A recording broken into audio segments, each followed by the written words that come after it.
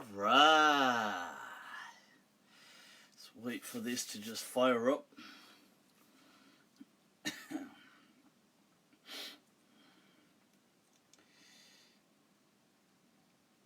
Cool.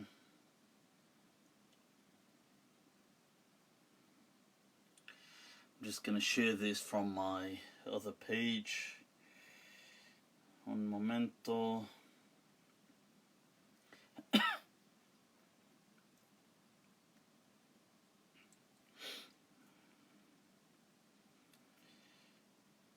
Alright, there it is, people.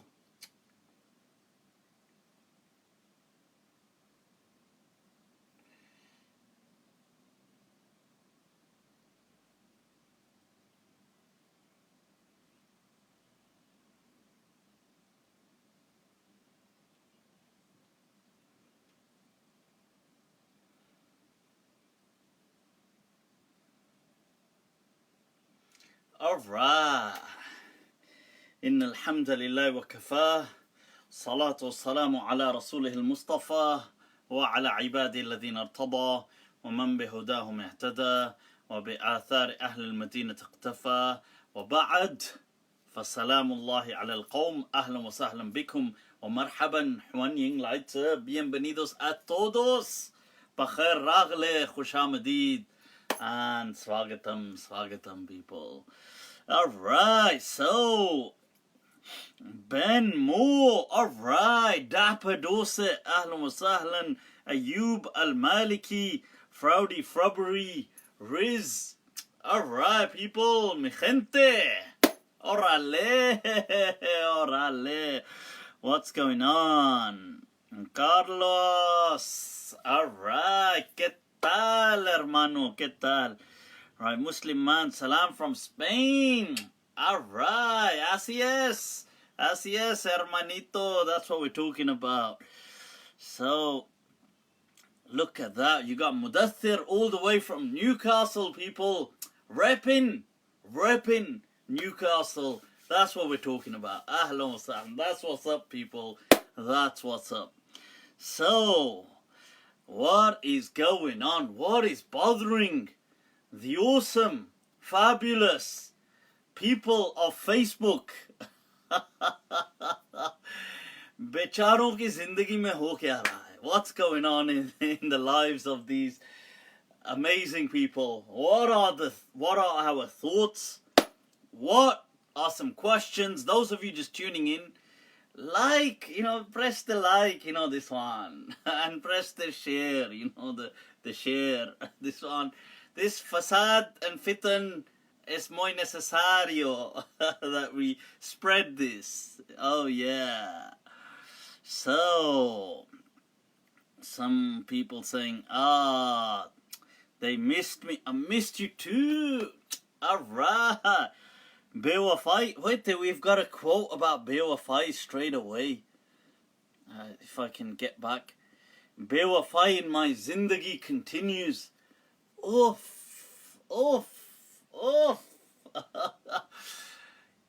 Ma hadha. Somebody on Facebook is struggling. People with loyalty and disloyalty and Bewafai. Hi. In the words of Ahmed Faraz, तबाह करने के और भी कई रास्ते थे फराज, न जाने उन्हें मोहब्बत का ही क्यों ख्याल आया. Allah. This one not nice, this one. So we've got some tragic love stories going on between Ahlul Facebook, or they may not be love stories. Yeah, why am I assuming? It's not like me to be assumptuous, to be just judgmental in this scenario. I ought to allow people to expand on their own circumstances. Allah. Sometimes, you see, if you think about it, people, everything, it's in your mind. It's how you see things. You give things value, you devalue other things, you associate emotions with certain experiences, with certain things, with certain people. Everything is in the mind. Allah, Allah, Allah. As the famous Arabic poet said, زعمت أنك جرم صغير وفيك أنت والعالم الأكبر. You claim to be this small entity. Why I'm doing that, I've got no idea. यार ये इशारे क्या हो रहे हैं, कुछ समझ में नहीं आ रहा. No lo sé. But you claim to be this small entity, yet within you is this great cosmos, people. Allah.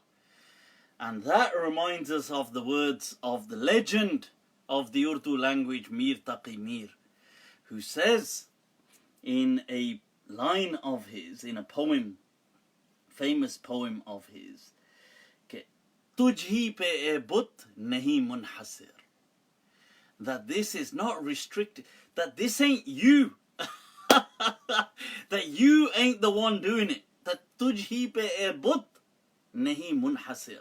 He's addressing an idol here. But we know that when they used to use the term idols, they were referring, like an actual statue, but they would refer to, obviously, goddesses of beauty. Samjha karo yaar. They were referring to women, obviously.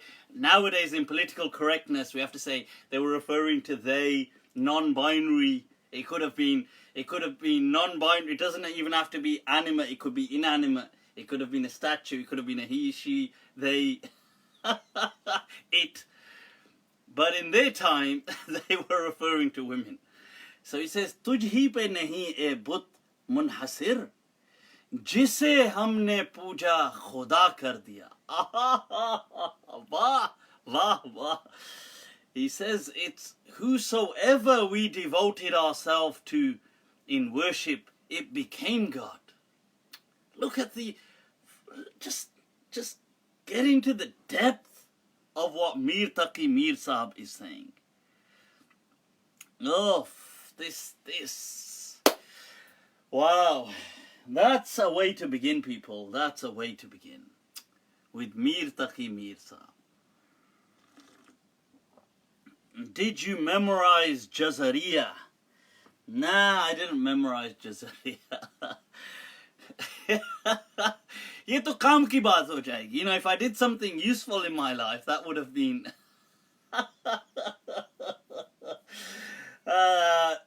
काम की बात तो मैंने की ही नहीं, ये मेरा तोरे जिंदगी ही नहीं.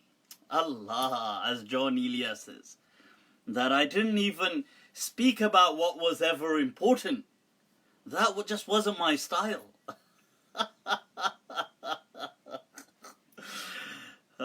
What else is going on? What else? We've got people tuning in. Click like, click share. People spread. Let the fitan and fasad begin. I came across, somebody forwarded to me a sound clip, an audio note, presumably something being transmitted or transmitted.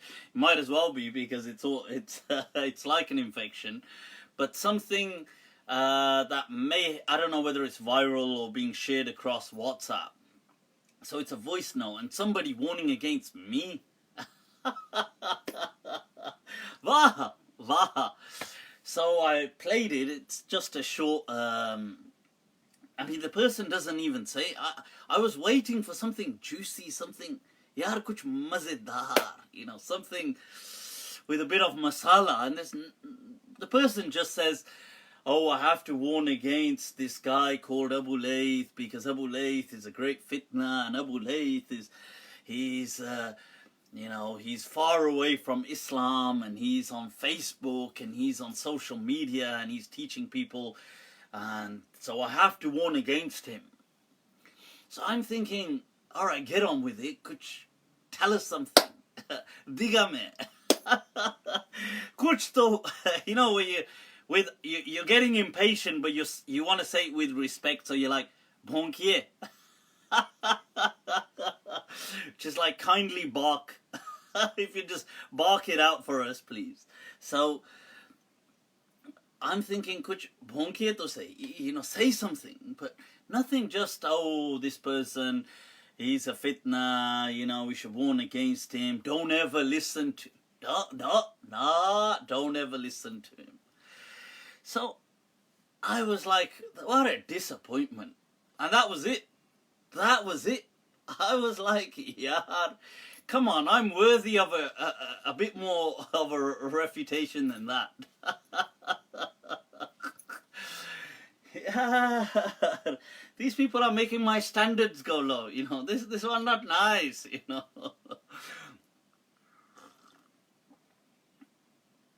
Why do you put Al-Hajj Ahmed Nudurubah says, why do you put on chain and earring? I thought it is haram for the man to just put on those.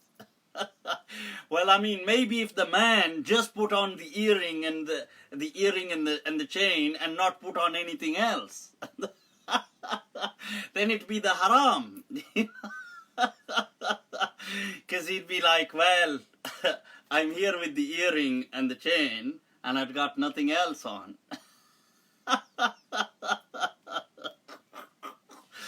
But in this case, it's perfectly fine, my dear friend.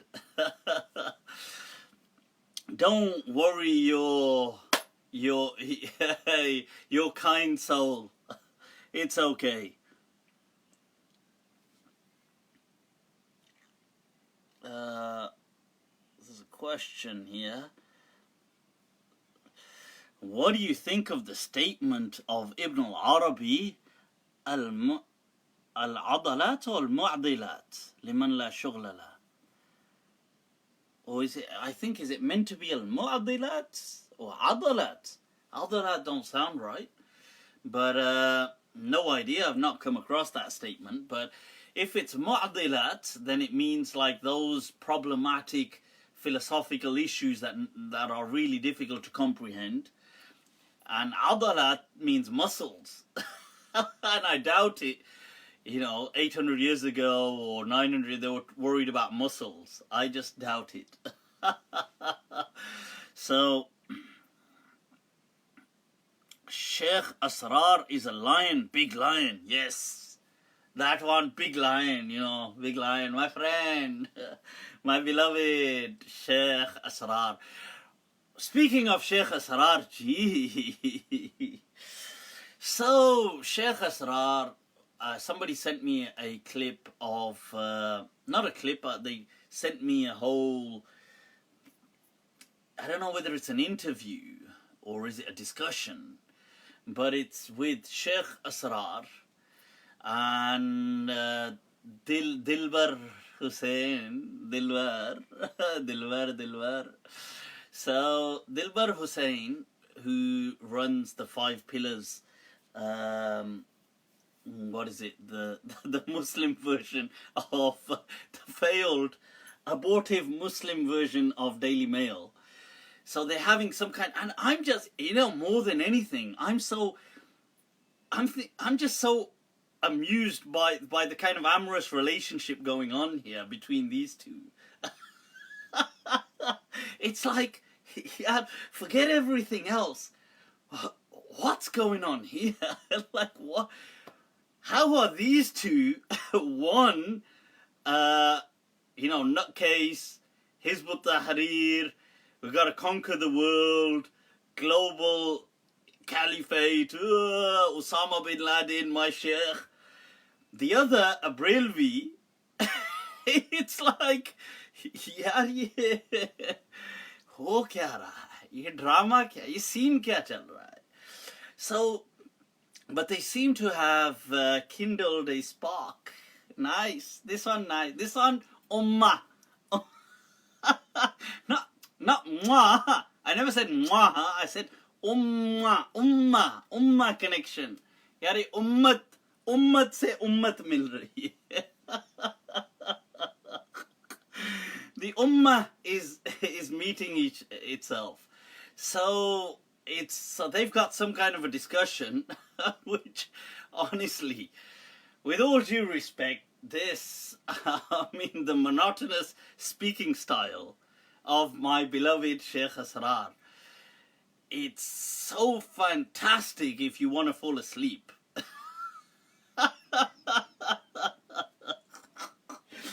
It's like, and it's like at a monotonous, hypnotic trance level.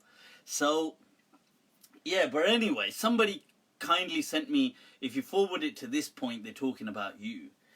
So I said, well, all right, then, inshallah, yeah. Speak of the devil, and he shall appear. So I had a listen, and they're basically just speaking about debates. Do you feel there ought to be room for debate? And Sheikh Asrar is saying that he told me that he can have a better debate with an atheist than he can with me. And he can have a civil dialogue with an atheist, but yet I can't be civil with him. I thought, yeah.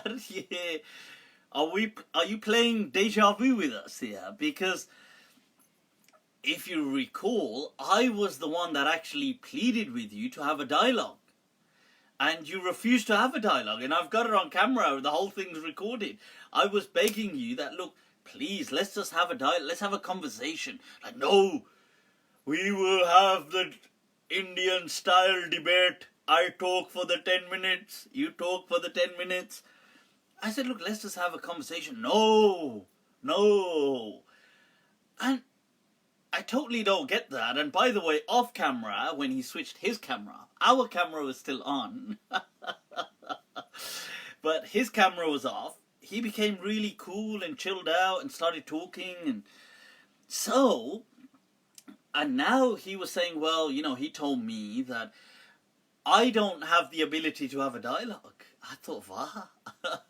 Hamari cat, hum per attack. This is, يهو كهرا ماذا يحدث حبيبي. So, a dialogue, of course, a dialogue would be awesome. I'm all about dialogues. The problem is these guys are not trained to have dialogues. They don't know how to have a conversation. I mean, in front of a like he said, I've had a dialogue with a non-Muslim.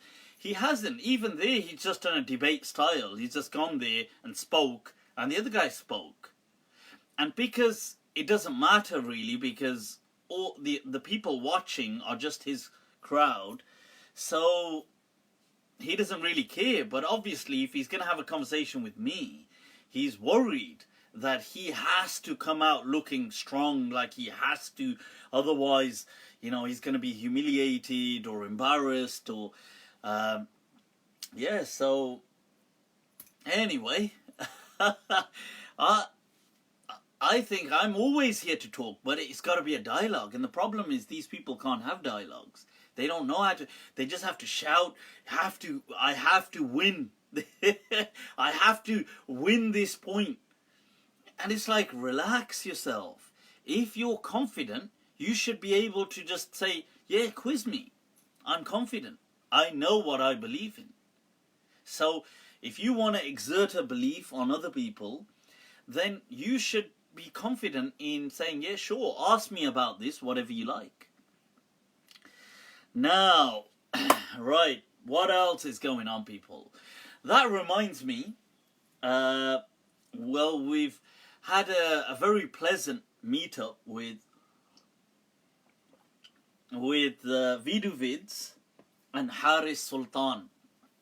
Those of you that remember, I had a dialogue with Haris Sultan on YouTube via Google Hangouts, and that was in Urdu, and it went on for several hours. Well, Haris Sultan is in the UK.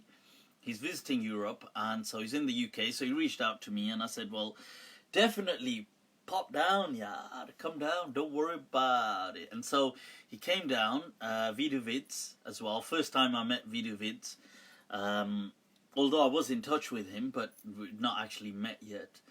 And we had an awesome evening, as always, live and unrestricted, people. So basically, I've been compromised now. No, I'm joking. So he was there, and he did a bit of recording as well. At first, it was just off camera, just chit chat, jokes, humor, things like this. I think it was a great, evening. It was really awesome to meet, to chat, and there were some important things that were discussed as well, to do with Muslims, non-Muslims, ex-Muslims. How do we think? Somebody said, "What's the deal with you and vids?" I don't know. What's the deal? What is the deal? I mean, he came down. We had an awesome discussion, dialogue. I think maybe about 40% of it was recording. So they recorded. They made the videos, and they're going to edit it, and then they'll release it, I'm sure. But the rest of it was obviously off cam, as it is always. That kind of humor is just way too much, people. I can't, if I put that kind of humor out there, then everybody would be like, Toba, Toba, Toba. Everybody would just become like from the Muttaqeen.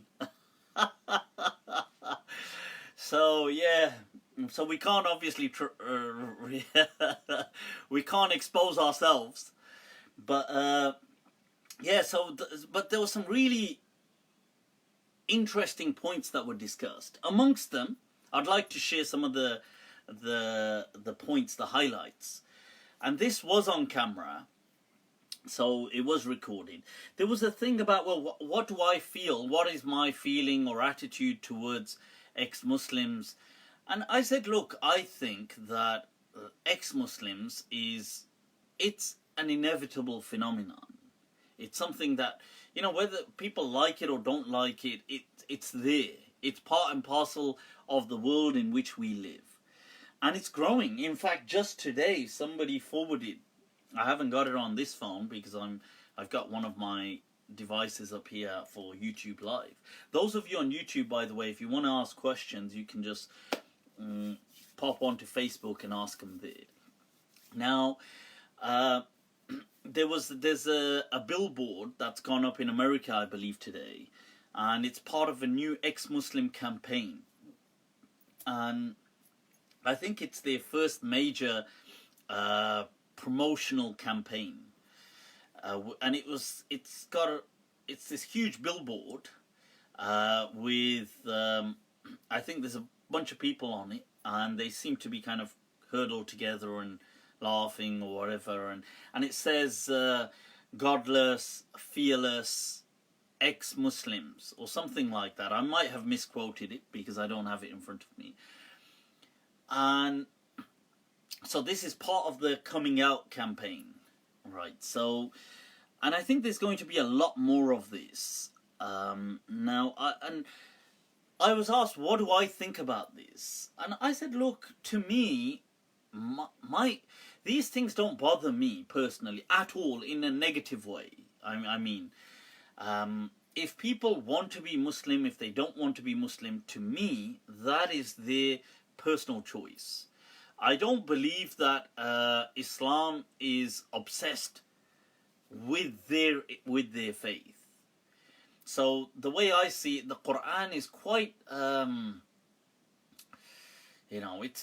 it's very secure with itself. It addresses people, man sha'a falyu'min, man sha'a falyakfur. It says, la ikrah fi din, qad tabayyana ar-rushdu min al-ghayy. It addresses people as in, this is it. If you want it, take it. If you don't, it's up to you.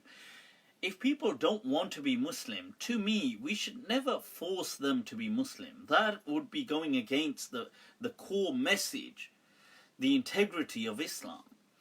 And as far as what should our attitudes be towards ex-Muslims, I feel that our attitude should be, and I said this there as well, and I've said it before, should be one of communication, should be one of having bridges. It should be a human connection. Look, we've got to understand that people that take these decisions, they take them because of something. Okay, something has happened. So with some of these people, there's been suffering. With some of these people, they've had religion, or maybe some not good interpretations of religion imposed on them, and they became fed up. To some of these people, they've faced what they felt was like a theological dilemma, that it doesn't make sense to them. And they've asked, often they do ask certain Maulanas and people like this, who fail to answer them. So now they think, well, that doesn't really make sense to me, so I'm going to leave. Like, it doesn't, and they feel compelled to kind of like abandon or live a lie. And often there are answers. And I said, look, I feel I'm very stable, very secure with my own Iman. I don't feel that I'm not insecure by anybody asking me anything about Islam. Look, I may have the answer to your questions, I may not, but to me, Islam is a faith that is based on reason. And I advocate for the primacy of reason. And I don't feel that Islam would ever fall short in providing an answer. That said, I do feel that some people's interpretations may fall short. But that's their interpretation. I don't feel it's Islam as a whole. And this is where we sometimes create a problem as Muslims, because we narrow and constrict our interpretation to be the only interpretation of Islam, of that particular issue. Then when that interpretation fails, we face a crisis. So that is what I feel is, in my understanding, the a response. So yeah, so I said that, and I maintain that. And then some people have said, so this followed on to another question that Haris Sultan had asked me, and I'd like to share it here as well. He said, look, many people, when they become ex-Muslim, they get persecuted. So the response to this is that we need to normalize apostasy or ex-Muslimness in order for people to accept it. And so I encourage people to kind of come out. That was part one of this statement, which is his strategy, his thinking. And part two, he said, look, in order to normalize the freedom to question faith and the freedom to blaspheme, that some ex-Muslims have encouraged blaspheming. So it normalizes it. So we had a little discussion on this, and I said that, look, I disagree. I do agree that human beings have freedom of speech. Okay, I recognize that there is a caveat. There is, propriety issues there. Like, obviously, you looking at your context, you'll speak with sensibilities and sensitivities. I understand that, but that aside, I do feel that there is freedom of speech, and if non-Muslims, or if people wish to satirize Islam, or mock it or make fun of it, I don't feel that, I wouldn't like it as a person, because I'm a Muslim naturally, I won't like it, but I feel that they have the freedom to do so.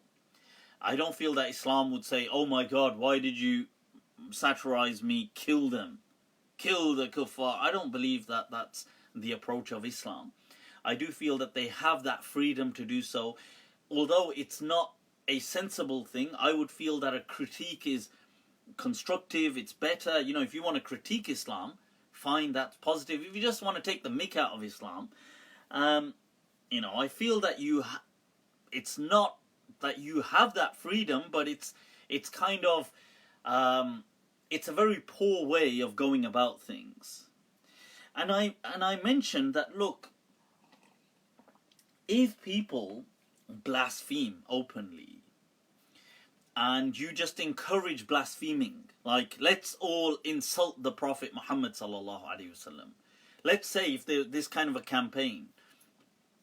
You see, all that will happen is you will just, obviously you're going to offend millions and millions of people around the world. Now, many of them are suffering from their own issues, because Muslims currently, in this day and age, are on the back foot. Muslims are in a very kind of, they're on a receiving end, they're on the back end of what's being done onto them. So many countries, they're being, they're impoverished, they've got poverty issues, they've got other issues, internal crises, civil war, you name it. Around the world, Muslims, by and large, are going through a pretty rough time. Now, these circumstances create a very disheveled mindset. Like, you're not going to get, when a person has, like, let's say Kashmir, what's going on in Kashmir right now, you've got, a complete, they've blocked off all communications, torture, beating, harassment, killings. You could look at Burma, you could look at the Rohingya crisis, you could look at Yemen right now, what's going on. You could look at other parts, the Middle East, Iraq, Syria, Palestine. Obviously, a lot is going on. Now, my point of saying this is these people are not right now in a very healthy state of mind, which is understandable. That when people are going through stuff, they're not in the most, they're not at their optimum to have, I understand, this is your freedom. Then they're not at that state. You're basically speaking to people who, by circumstances, are at a mob state of mind. So, by doing things like blaspheming, you're going to enrage a mob who will then do things in retaliation. Now, then, see, like, they may attack you, they may lynch you, they may do something, and which is wrong to do that. They shouldn't attack you, they shouldn't do these things, but people will, because that's the current state of mind. Now, if you're going to provoke them in that state, and they're not the most apprehensive of their kind of reactions, and they hurt you, or they do something, and then that's going to be a confirmation bias for all ex-Muslims that, we told you so. Non-Muslims don't have any sense, they're just like animals, they're just like this, they're just like that. So I just feel that's a very vicious circle that just, it just spirals down and down. So I would really speak against and advise against, passionately, avidly, against just trying to blaspheme for the sake of normalizing dissent, because I think that it's really counterproductive. So that was my my advice that I said to Haris Sultan, and generally I say to ex-Muslims everywhere. Although I do support the freedoms, I do believe in freedoms. Okay, so. Allahu Akbar. Speaking of Haris Sultan, ahlan wa sahlan, we've got Haris Sultan in the house. Ahlan wa sahlan, marhaban. So we're just going over some of the points, Haris, that I thought are definitely worth sharing. So that was one point I was just speaking of, that I do believe in the rights for freedom. But that said, in order to normalize dissent, I don't feel it's a good idea to blaspheme because of just the current state of mind and the reactions. So that's an important thing. I think we had some very fascinating theological discussions as well on things like reality, what is truth, what can we apply truth claims to. I thought that was a very fascinating discussion. And it doesn't, these discussions don't mean that just because I say I think that the discussion is fascinating, it doesn't mean the other person has to be convinced. Haris is saying Assalamu alaikum wa alaikum assalam. It doesn't mean that the other person is convinced. It just means that I thought it's a very interesting discussion, and I did provide, because Vids had asked me at one point that, look, yes, you say that religion provides meaning to people, which it does, but does that, that doesn't make it true. We're more concerned with the truth rather than just feeling good or having meaning or having satisfaction. And I thought that's a very good point. But I did address that, you see, things like the terms like truth, when applied to religion as is in a question sense, that is religion true, I said is actually, I feel, in many ways an improper question, because it becomes difficult to assess religion. Because when we ask is something true, as in true or false, we have to be able to falsify that that whatever it is in question. So things like, is God, for example, does God exist, is not really a falsifiable question. It's, we don't know. Nobody really knows. Nobody can say God does exist. Nobody can say God doesn't exist, as in with certainty, as in proof with proof. So I feel the question that is this true, that is not, it's an improper questioning. Okay, it's not, it doesn't belong to that realm. And I feel that we did get into some technicalities, and we got into certain things about reality, and it was quite fascinating. I spoke of things like, look, when we look at reality, what is even reality? Because when we think about it, how that reality, if we speak objectively, if we're trying to be as objective as possible, it isn't what it seems to us. That it isn't, and I think we kind of almost got lost at one point in this point on sound, where I spoke about, because I said if you ask the question, is music true, it would just sound absurd. What does that even mean? Is music true?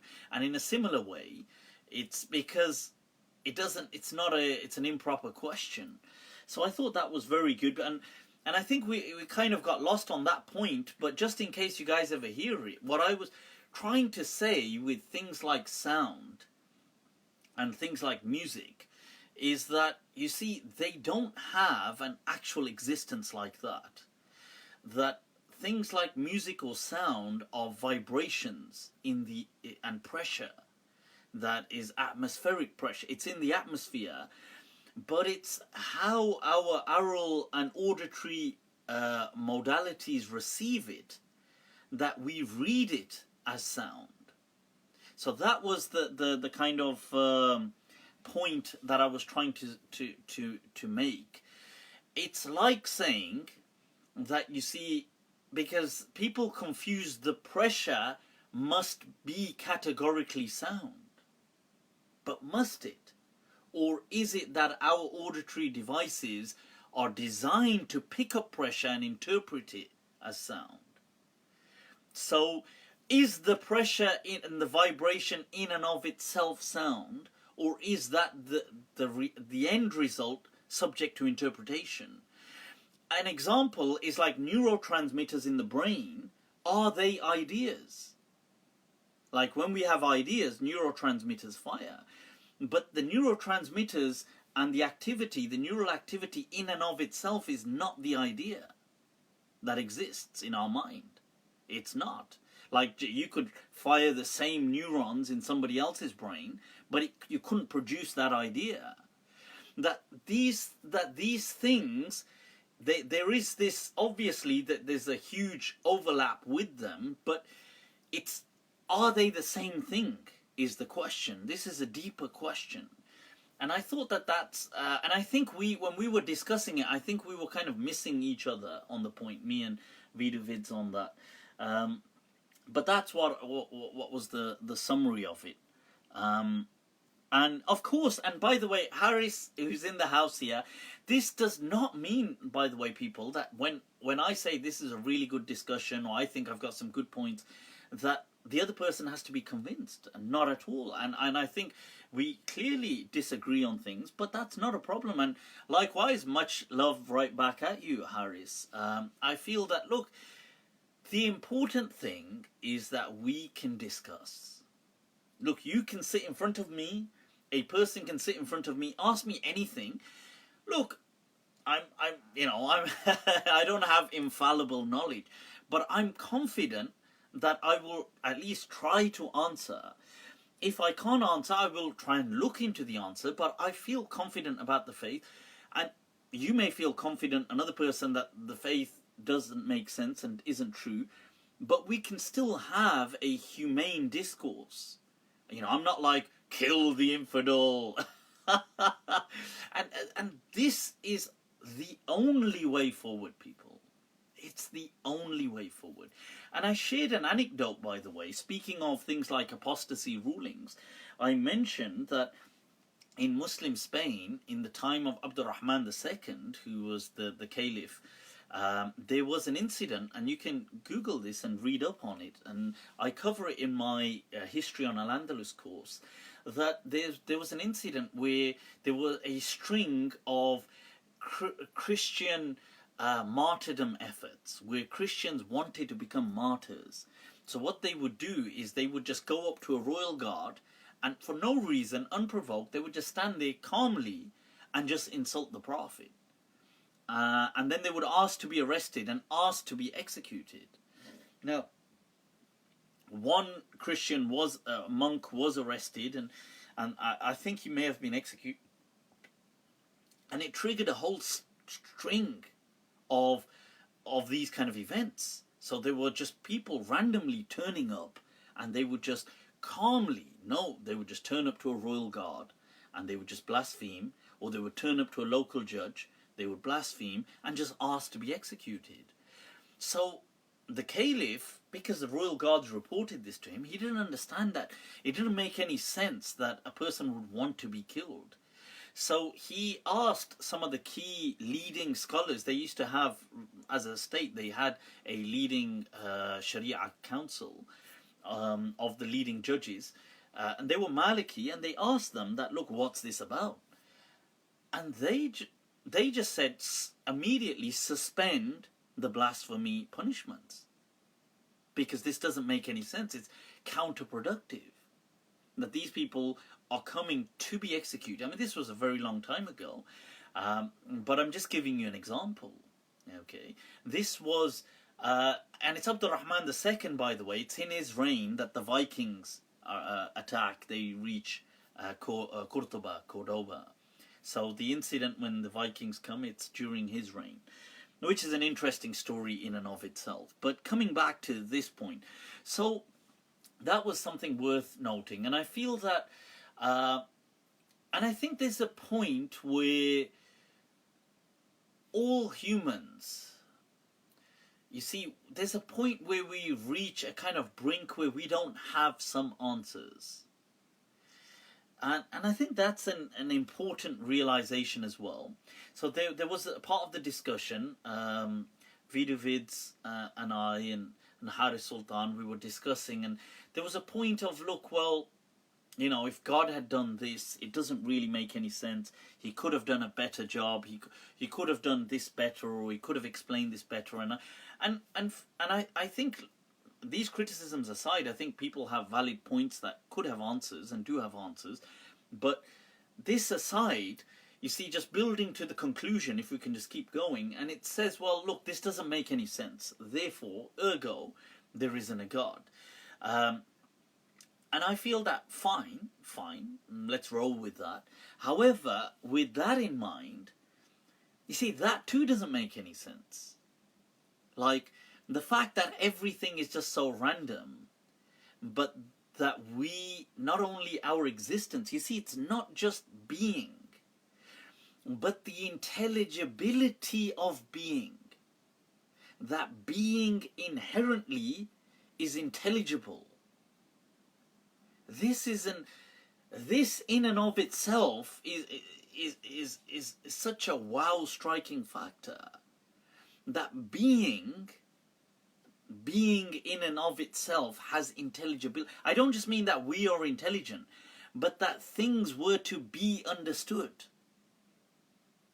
The intelligibility of being, to just be totally random and have no answer is also equally kind of like that. Also, that totally doesn't make sense either. So it's, I understand from one angle we're saying, look, this doesn't make any sense, so no, there wasn't a God. Fine, but then the angle that looked, but there is no God and nothing and everything is random cohesion of coherence of matter and all this has just emerged and there was nothing anyway, and nothing is nothing, and equally makes no, like, it's equally absurd, and I feel that that's an interesting kind of stalemate scenario, that's all. So people, that was a bit of a summary, and there was another point as well, which is worth mentioning. There was an interesting point where Vidovids had mentioned that, look, there were certain things that didn't settle well with him when he was a Muslim, like the virgin birth. And I did mention this, that I've got a very detailed video on YouTube where I respond to Sheikh Yasser Qadi about the virgin birth, and mention that the Quran actually nowhere explicitly mentions a virgin birth for Jesus. And I do mention some of the scholars like Maulana Abdul Karim al-Athari and others who felt that there was no virgin birth of Jesus. He's Sheikh, you've got Inayatullah Wazirabadi, and you've got several other scholars who were of that understanding, who felt that there was no virgin birth, that this was something, one could say that the Quran, one could say that you can infer that, like by reading it, between the lines reading this, I can guess that. But Allah never once ever said in the Quran that that this was a virgin birth for Mary. The verse that she says that, how can I have a child and I've not yet been touched, did not mean that she remained like that. Just as when Allah says, when the angel says to the wife of Abraham, and she says, how can I have a child and I've reached this age, it doesn't mean that she had all of a sudden there was no intervention of a male. Just as with Zakaria, when the same thing, when he says, well, how can I have a child and my wife is barren? And the angel says, well, Allah has decreed it so. So 3 women are given glad tidings in the Quran about having a child when it was unlikely. It doesn't mean the 2 of them, it's nobody claims that there was no male intervention in there. They all feel that there was male intervention. It's only with Mary they feel this because of what's from the Christian heritage, and we've got to understand that the Christians did not say this because they felt it was a miracle. The reason they felt that, and it was not in Jesus' lifetime, it was after his lifetime, almost a century after, that this virgin birth concept became popular. And that was because they feel that it's the male semen that carries the original sin. So they wanted Jesus to be born sinless.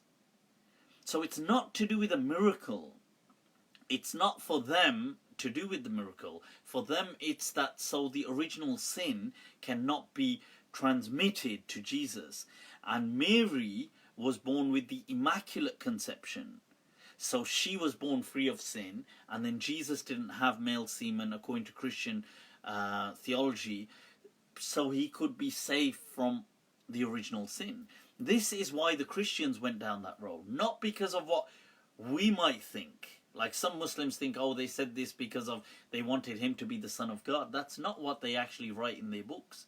So I did mention that people like Maulana Abdul Karim al-Athari and other people in their tafsir, Urwatul Wuthqa, mention that that Mary, because everybody accepts Mary was married to Joseph, that they say that Joseph just wasn't inclined intimately. It's not that he had nothing wrong with him, but he just wasn't so sexual as a person. And this is why she says that how can I have a child when I've not yet been touched? But Maulana Abdul Karim al-Athari, and he was of a Ahlul Hadith background, Salafi background, And he writes in his tafsir, as does his teacher who has a whole book dedicated to this, called Uyun Zamzam fi Wiladat ibn Maryam, that they speak about that, and it's the same thing that Maulana Allama Tamanna Imadi and other scholars write about as well, that it was that, this kind of him being inclined intimately and sexually towards her after that, is what, if you want to call it a miracle, or if we mean within natural sources, that's what it was. It wasn't the fact that, there was no male intervention. This is what these ulama have said. And so my point of saying this is that there was diversity and is within this position. People want to believe in a virgin birth, they can. It makes no difference to the Islamic discourse. Jesus alayhi salam is who he is, with or without. Most prophets, no other prophet had this kind of virgin birth, but he's still a prophet. So, it doesn't detract from the status of Jesus in any way. Right, so I hope that makes some sense. Right, somebody said, bruv, the Almighty can do anything. Yes, he can. But then in that case, what, you see, why take the natural, why does she have to go through a pregnancy? Why not just, there's the baby, here's the baby? Why does she need to get pregnant and go away? And why does she need that? Because the Almighty can do anything. So why does he need to make her have a natural way, which is, and it doesn't make much sense that if you ask, what was the reason of not having male intervention? Like, what is the reason that Jesus is born without, what's the purpose of this miracle? Because it makes there's no sense to it. What's the purpose? It has no objective. Okay, for Christians, so the original sin of Adam doesn't get transmitted. What about for Muslims? What's the purpose of this? It doesn't. And so the reason is that it's just that this, you see, when you hear this, it will come as a shock. And your first reaction will be to kind of react negatively towards this. But if you think about it, it'll actually make sense, what I'm saying. Nevertheless, I'm not saying you need to believe that. I'm just saying it's an opinion of many ulama within Ahl Sunnah, and there you go. Right, so somebody said, what if our interpretation turns out to fail on the Day of Judgment? Yeah, exactly. Okay. I really think, you see, I think people, this is another problem. We have a very narrow image or an understanding, a perception of God. We think of God as some kind of, our image of him is almost like somebody with the personality of a teenager. Like all, very impatient, easily angered, moody, non-understanding, doesn't have, like, we can get it, but God doesn't fully. It's like, yaar, hum to samajh jayenge. Obviously, we're going to get this interpretation, duh, but God,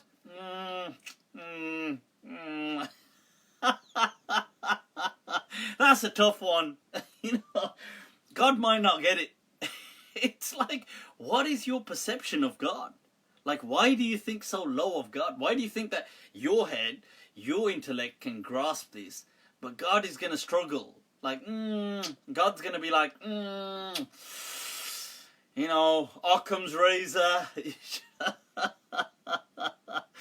Right, so I think we really need to raise our understanding to think that, look, if ever in life we can understand something, God can most certainly understand it. Right, so we need to stop this, if I turn up with the wrong interpretation, God's going to be like, well, since, who told you to aim so high?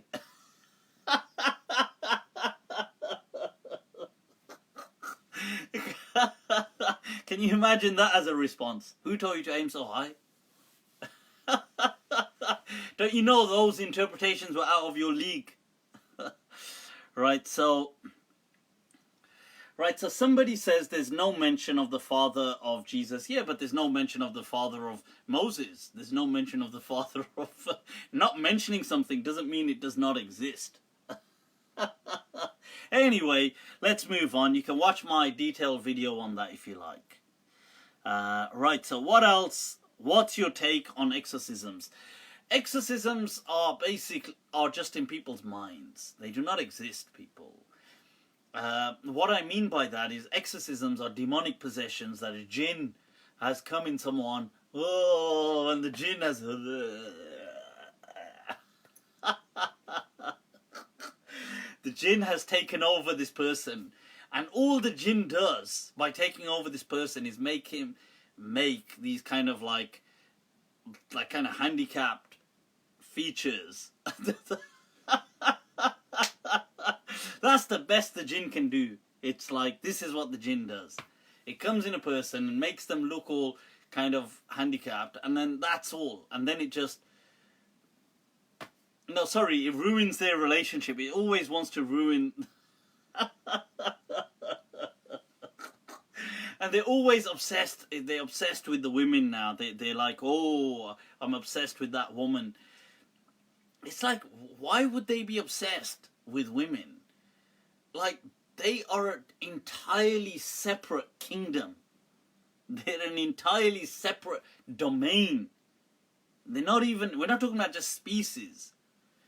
It's like, imagine if you looked at viruses, or you looked at bacteria, or you looked at...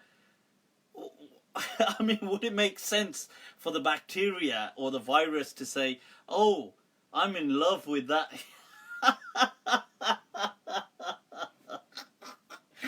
These are totally different entities. They're nothing to do with human beings. Once again, just projection. Right, so... Right.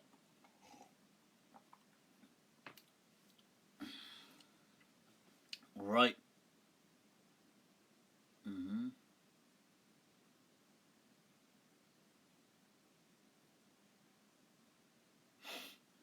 Right, okay. Some people are saying that some prophets have had their names mentioned, the fathers' names mentioned in the Quran. Look, some prophets have had their fathers' names mentioned in the Quran. You've got Yaqub, Ishaq, Ismail, you've got Ibrahim, you've got... Some prophets have had their father's name, but not all of them. I mean, most of them probably haven't. There's, you know, who's Nuh alayhi salam's dad? Just because you don't know Nuh alayhi salam's dad's name doesn't mean he didn't have a dad. How dumb can Muslims get? Like, this is the I can't even believe I'm answering that question. If you don't mention his dad's name, then does he have dad?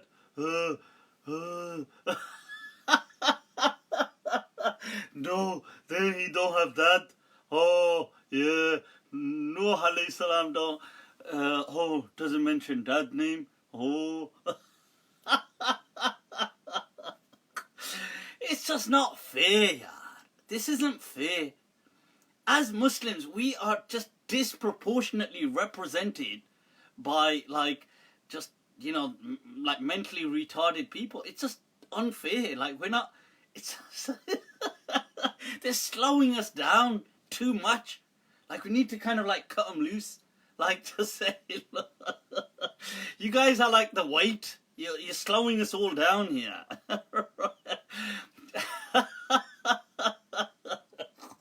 It's like we're carrying an entire psych ward unit with us.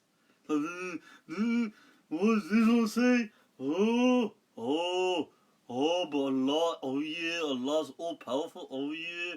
Well, I suppose he didn't give you a full working brain. Although he could have, to be fair, he could have. In that must be some divine wisdom as well. God's like, you leave it, you just relax. You sit down, don't worry. These other people, they've got this. You relax. Right, so what's going on, people? What's going on? Sloth from the Goonies. Yasir Qadi's opinion on Ya'juj Ma'juj possibly being zombies. No way. Has he said that? Oh, I'd like to see that. Please send me that. I'd like to see. I've not heard Sheikh Yasir Qadi saying Ya'juj and Ma'juj are zombies. This is where intelligent people make the religion look dumb. This is when an intelligent person comes and says, "Don't worry, I got this," and they totally mess it up. As a good friend of mine, Shaban, would say, for an intelligent guy. So this is the thing. Ya'juj and Ma'juj, I have answered before that several ulama, including As-Sa'di in his Risala and other people have mentioned, in my understanding, was simply about certain forces that would appear and send the world as it was known at a certain stage into disarray. They've interpreted that to mean like the way colonialism kind of just changed the world from what you knew it. And to be fair, I'm kind of... I've read the article and I've read that interpretation. It makes sense to me. So, yeah, I mean, people don't need to agree with it. Yep, he said a friend said it. Daniel Steve said he said a friend said it. Did he say an intelligent friend said it? What else is going on, people? What else is going on? What else? Is training in self-defense that involves strikes to the face, head allowed, e.g. boxing, Muay Thai? Yes, of course, that's allowed. You can, look, people, if you're doing sports, it's fine. We know what sports is not seen as like attacking someone and beating someone up. Even though there is physicality in both of them, but they're recognized by their context. So it's fine. You can...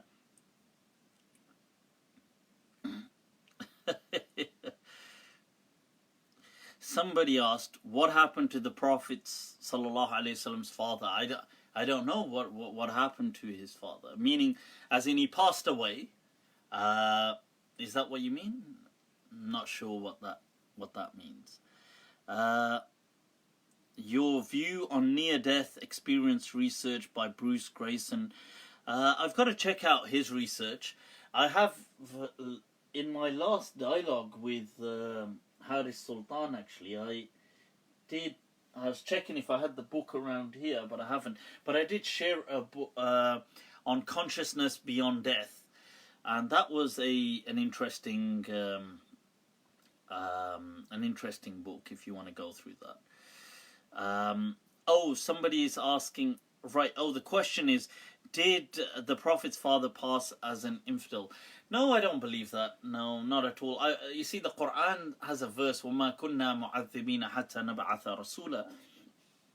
And the belief of mainstream Sunnis, which is the Ash'aris and the Maturidis and people like that, is that, look, you have people of a fatra. Fatra does not mean fitra. Fitra is like people of nature.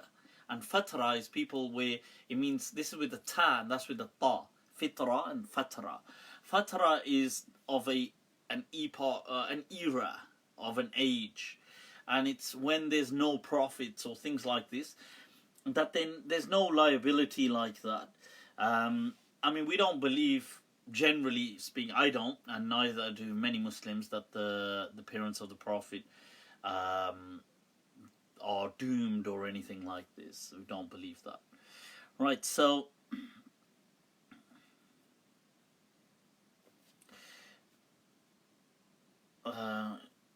somebody said it's not a big deal if somebody doesn't hold the view that Jesus was born through normal means. It's just I don't find the interpretation convincing. Sure, but Nazam Ghafoor, that's a good point. But the first question would be, you see, you're starting with a default position.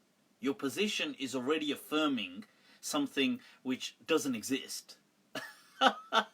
So you're saying things like, okay, there's a virgin birth, I believe in it by default. And the question is, then you're looking at, well, why should I not believe in it? Well, I mean, firstly, the first question would be because these things don't happen generally. Although that said, I do understand that in other kind of creatures and things like this, but that's not what we're discussing right now. So asexual births and that and things like that, reproduction does occur in some creatures, but right now we're looking at within humans. The second most important question you'd ask yourself is, what is the purpose of a miracle? What is the purpose? And here you will find what you're looking for. That there's no purpose to this. Like, oh, it's a miracle. What's the purpose of it? Oh no, it's just. If anything, it's just going to create trouble. If you're going to get a woman pregnant without a man, that's just going to be bad news for the woman, because the Jews would have stoned Mary to death. So, what is the purpose of this miracle? Because people say the purpose of a miracle is to prove God, but Mary never once said to the Jewish people that I gave birth as a virgin birth. She never said it once. It's not once mentioned in the Gospels that Jesus was born without a father. Jesus never taught this in his own lifetime. As far as we know, we don't have any records, not Christian records or anything, of Jesus ever saying that.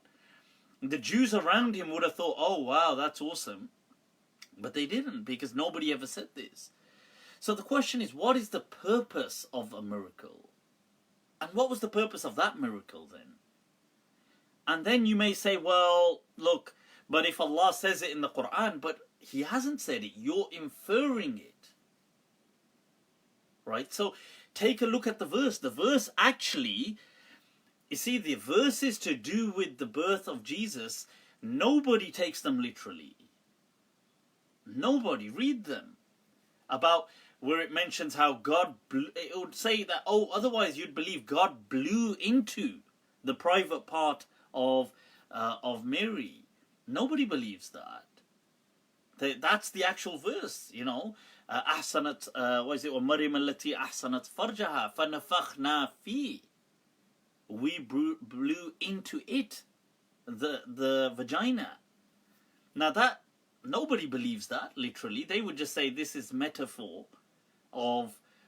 So my point is, if you don't believe literally anyway in the actual wording, why are you so obsessed on the inference, which isn't even the actual wording? That's my point. Hope that makes sense. Right, okay, let's look at some other questions. A lot of Jesus questions coming up. Right, what else is going on, people? What else is going on? Alright, so what else, people? Talk to me. Let's...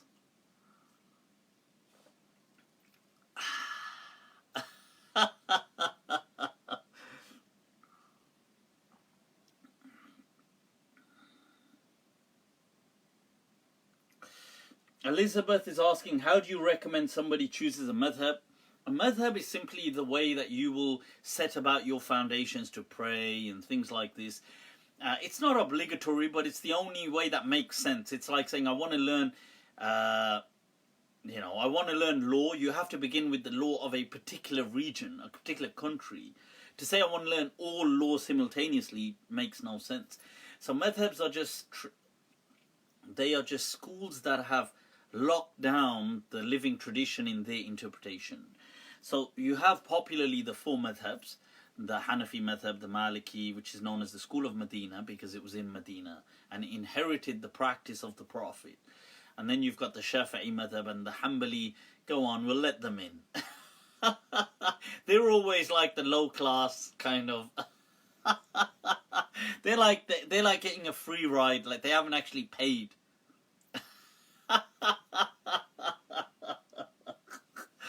So, many of the scholars didn't even really consider them a madhab. They're like, who are you again? Hanbali, okay. So these are the four schools. I would simply advise the school of Medina, the Maliki madhhab. Why so? Not only because it is the Don madhhab, alright, but also because it is, you see, it inherited what was the living tradition of Medina, and it teaches us that this deen is built upon welfare, maslaha, and it's built upon the tradition, and it gives primacy also to the voice of reason. Now, the Hanafi madhab does also give primacy to the voice of reason, or it did so traditionally, but it doesn't go as far out when it comes to welfare, like the benefits and things making always that they have to kind of meet the objectives, whereas the school of Medina does. So this is why I would, and it's one of those schools that still has some liberty in it and freedoms. The other schools have become almost, the Hanafi madhab has become 100% institutionalized. Today, to be a Hanafi, it's almost, it's just a prisoner. It's so harsh, so extremely control freak. And it is the madhab of Pakistan and places like this. Such a control freak mentality. It would be a nightmare. But I mean, people obviously can choose it. But so yeah, so that's why I would advise the school of Medina. Have you seen the pictures of Imam Ahmad ibn Hanbal? No. Since he lived 1200 years ago. That's a bit like that. You know, there was that meme where it said, where you had a photograph of the world's first camera, and it said this was the world's first camera, and you can see this big thing, and it said, and somebody had written, well, who took the picture then? So that's obviously you gotta think about these things, right? So right, and yes, I do have some resources. I've got a basic fundamentals course called the Ashmawiyah. It's on YouTube. It's in 6 lectures. It is quite old, but hopefully it'll still cover. I've got the Foundations of Islam, which is in 20 lectures by Qadi Iyad, the Muslim Spanish scholar, which is in 20 lectures. These are both audio. I've got an audio lecture called The School of Medina in the 21st Century. It's about 2 hours long. Why it's important, its relevance, its significance. So that's worth going through. And I also have a video on prayer, how to do the prayer. So it's performed in the masjid, and I'm going through it. Cool. Imam Malik transmits 4 hadith on Dajjal. Did he believe in Dajjal? You see, the hadith that you're talking about are not very clear on the entity of Dajjal. So just because there's a hadith about a dream does not necessarily, and just because Imam Malik is addressing a concept doesn't mean that whether he believed in that to be real or was that part of the folklore that people were discussing, we don't know. I mean, I would argue for the latter, that it was just part of the folklore.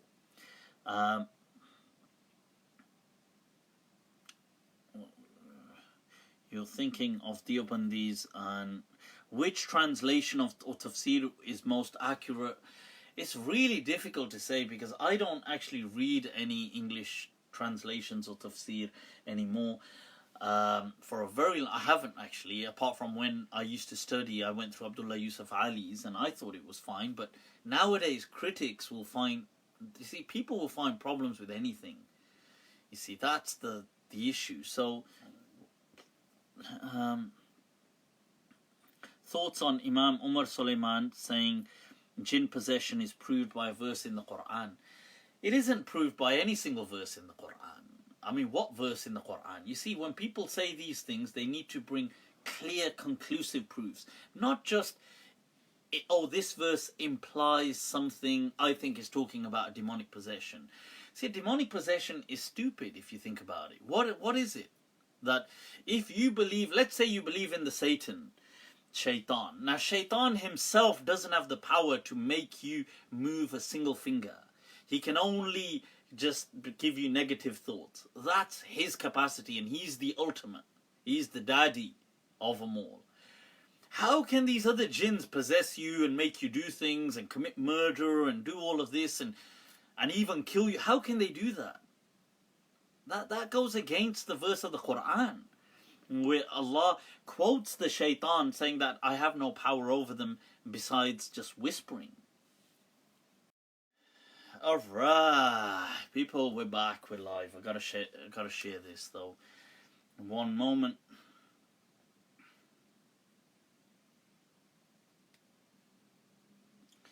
I think I know what it is. Sorry about that, people. Disconnected. I'm just sharing this again. I think I figured out what's happened. Right, lo siento, lo siento. Right, my apologies, people.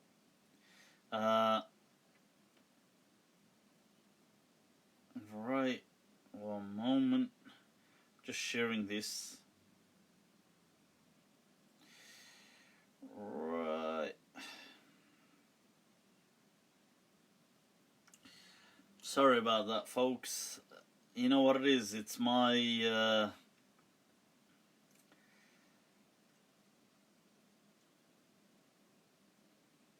it's not the internet. It's not the internet. Right. I get the internet fixed and then this happens. Right, I actually had my whole internet broadband thing replaced. So I'm back with BT, so it's not the internet. I think what it is that it's I think it's my daughter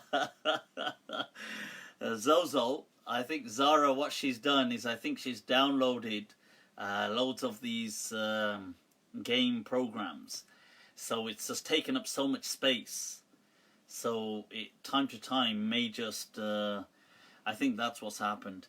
But anyway, lo siento, bienvenidos, welcome. Right, let's take a look at a few questions. Well, you guys have been posting. I'm back. It's Zara. That's what she's done. Because what it is that because I've got an iPad Pro and it's the extra large one, so she's got an iPad, but she doesn't like her own iPad because it's just normal size. She likes this one.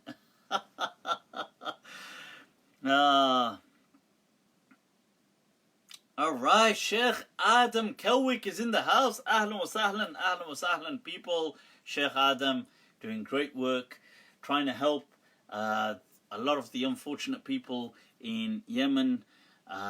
Those of you that do have an opportunity, do check Sheikh Adam's page out, some of the efforts, the humanitarian projects.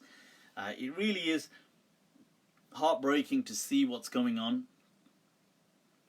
But, you know, may Allah make things easy for each and all. Right.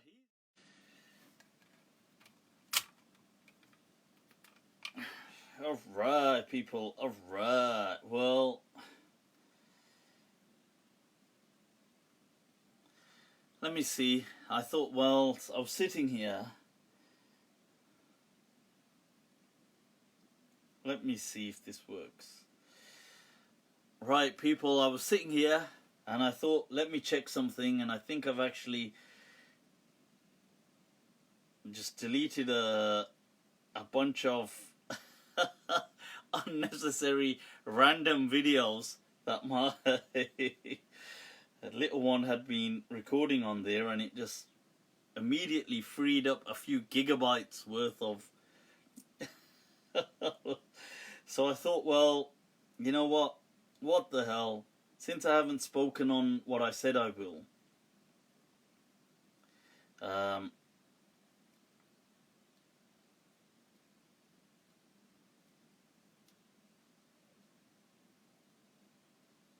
just sharing it here.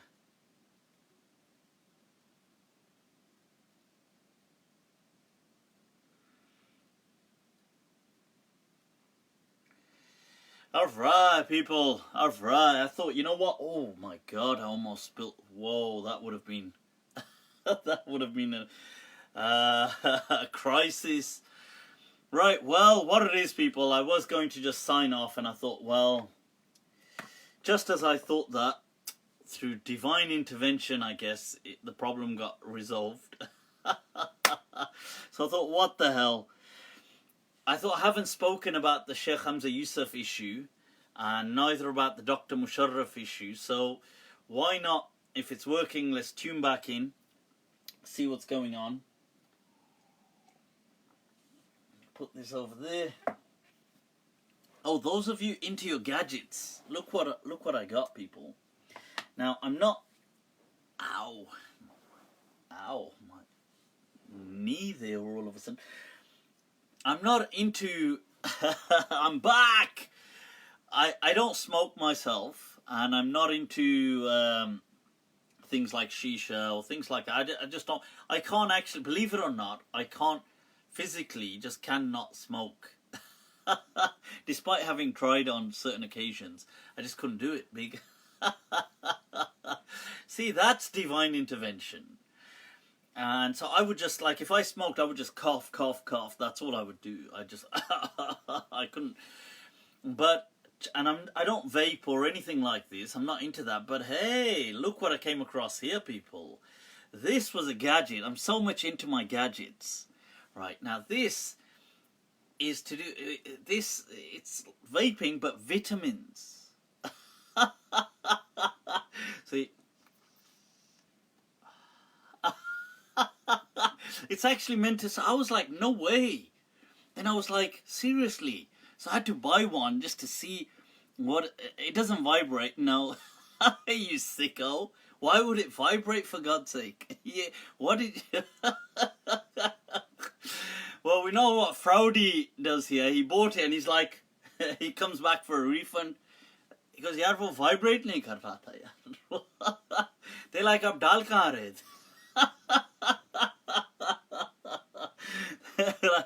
the? Where had you put it? It's like, so you've got the... So, and it's meant to be, it's called Spark, I think Spark with a Q, but it's vitamin A. And you breathe in vitamins, and they've got these vitamins that are meant to be kind of, they dissolve and, you know, you take them in. But I thought, what a gadget. I swear, I'm such a sucker for gadgets. Like, if I see something like a gadget, I'll be like, you know, I become like one of those, oh, gadget, you know, like a little kid. I'm like, oh, I need to get that. I buy so many things that are just gadgets, honestly. If I see them, I'm like, oh, I need that. Like a junkie. So yeah, so this was over here. I thought, what a cool gadget, people. So you got the... Alright. Ishtail, people. That's the old traditional, you know, the old, you know, the Chaudhry Sahab. Oh, sorry, they do it like this. So I think they used to put that in there, and they would breathe in on that thing. Oh, bloody hell, it worked! See, it kind of lights up as you kind of breathe in. No way! Chaudhry Sahab! Let me put that away. Right, so that's just a gadget. You know what I should do? I should actually sell this merch. I should kind of buy and this kind of stuff on Monday nights and title it and vitamin, breathe in vitamin. So what else is bothering the awesome folk? Frowdy, Amelie, Zakaria, ahlan wa sahlan. Remember to click like, people, and share. Is the hadith about ijtihad, and yes, I believe that's sahih. It's just encouraging people to look into certain rulings and things like that. Why did Allah allow marriage between the children of Adam? What was God's problem, huh? Why did God allow it? Is that what you're asking? Like, why did God allow this, for God's sake? You know. Look, people, there were other hominins around. It wasn't, there would have been other Homo sapiens. Adam alayhi salam would have been the one with the cognitive revolution. There's nothing to say that his it's that his children were all siblings. I think I'm having one of those handicap moments. There's nothing to say that his children married their siblings. Why would they marry their siblings? There would be other Homo sapiens. And remember, in the Quran, it doesn't mention anywhere about Hawa. Okay, I'm just saying. It doesn't mention anywhere about Hawa. It mentions his partner, but what's to say Adam alayhi salam, there weren't, because there would have been multiple women on earth that would have been Homo sapien. So what's to say that his other children weren't from different totally, or they weren't just other Homo sapiens anyway. So there's nothing to say that. It's just our preconceived knowledge that we have. Okay, cool. All right, what else is going on? What's your thoughts on Medina University? I don't really have thoughts on them usually. I try not think. Amar Khan is like, can get a move on. Get a move on. All right. From Aram, Zakaria saying, not all human are from Aram. All human beings today would be the children of Adam. Okay, so, but it doesn't mean that there weren't other hominins. There were other hominins. Hominin is like humans. There were other humans. But whether they made it or not, most likely probably wouldn't have made it. So the out of Africa thing that you see is a select few that make it. And everybody today on earth is from them. Right, let's get to, shall we get to the Hamza Yusuf? Sheikh Hamza Yusuf. What is going on, people? Let's get to the Sheikh Hamza Yusuf controversy. So, Bismillah. Those of you that know, Sheikh Hamza Yusuf has been involved in a bit of a controversy again. But to be fair, in his defense, it's not one of those kinds. It could be worse. It could be worse, you know. You see, it could be worse, that it could be more scandalous, and it could be even worse, that it could it could afflict us. But it's his controversy. No. Now, Sheikh Hamza Yusuf is somebody who I have great admiration for. I do. I have great respect for Sheikh Hamza Yusuf. He is, you see, he is the kind of the pioneers from amongst the founding pioneers, really, of the Islamic Renaissance in the West. So those of us that in the late 90s became inspired to learn about Islam, most of us, or many of us, if I use that it would be more accurate, many amongst us did so after being inspired by Sheikh Hamza Yusuf.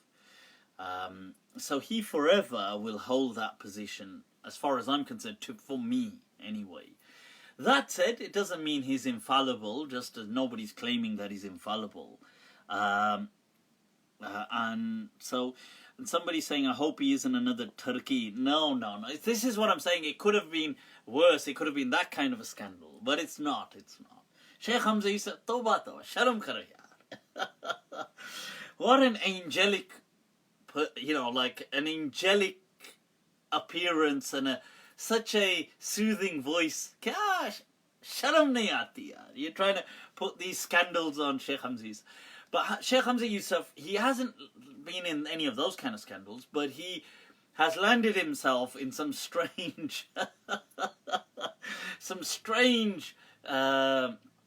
other scandalous events, really, where he has said things that sometimes I honestly don't know what Sheikh Hamza Yusuf was thinking, maybe, or why he said some of the things he said. So in the past, there was this whole... Right, just to pause here, we're going to get into the whole what this event was, but just to give what the perception is. So there's this perception, and I'm not saying whether it's true or not. I mean, I'm not the best judge, but I'm just going to share my thoughts on it. That Sheikh Hamza Yusuf he's kind of speaking from an angle of snobbery or white privilege, and that too, privilege with a capital P here in his sense, because he's come from a privileged background. So you've got the class privilege and then the race privilege on top of that. And there's this whole kind of snobbery and condescending perspective on other Muslims. This is the frame that has kind of captured, unfortunately, but that many people are viewing, that has captured Sheikh Hamza Yusuf. Now, okay, so he has made at times certain remarks that have triggered huge kind of reactions. One of them, those of you that remember the Black Lives Matter incident where Sheikh Hamza Yusuf was giving some interview at, I think it was one of the ICNA events, or was it the RIS or something. It was at one of the American major conferences, and in it he speaks about, he says, well, look, you know, a lot of the violence is black on black and stuff like this, and it triggered an outrage that, well, what on earth, and he was saying that, you know, that there isn't no discrimination, the cops don't target black people, but it's being presented like that. They target just as other, you know, it's quite equal if you look at the data. This is what he was saying in that interview, and this is over, you know, a year ago, and it triggered a huge outrage. And then now what's happened is there's been leakage. Leakage is never good, is it? Leakage never brings, you know, it's never followed by anything positive. It's like, yeah, Padgay, you know, it's leaked.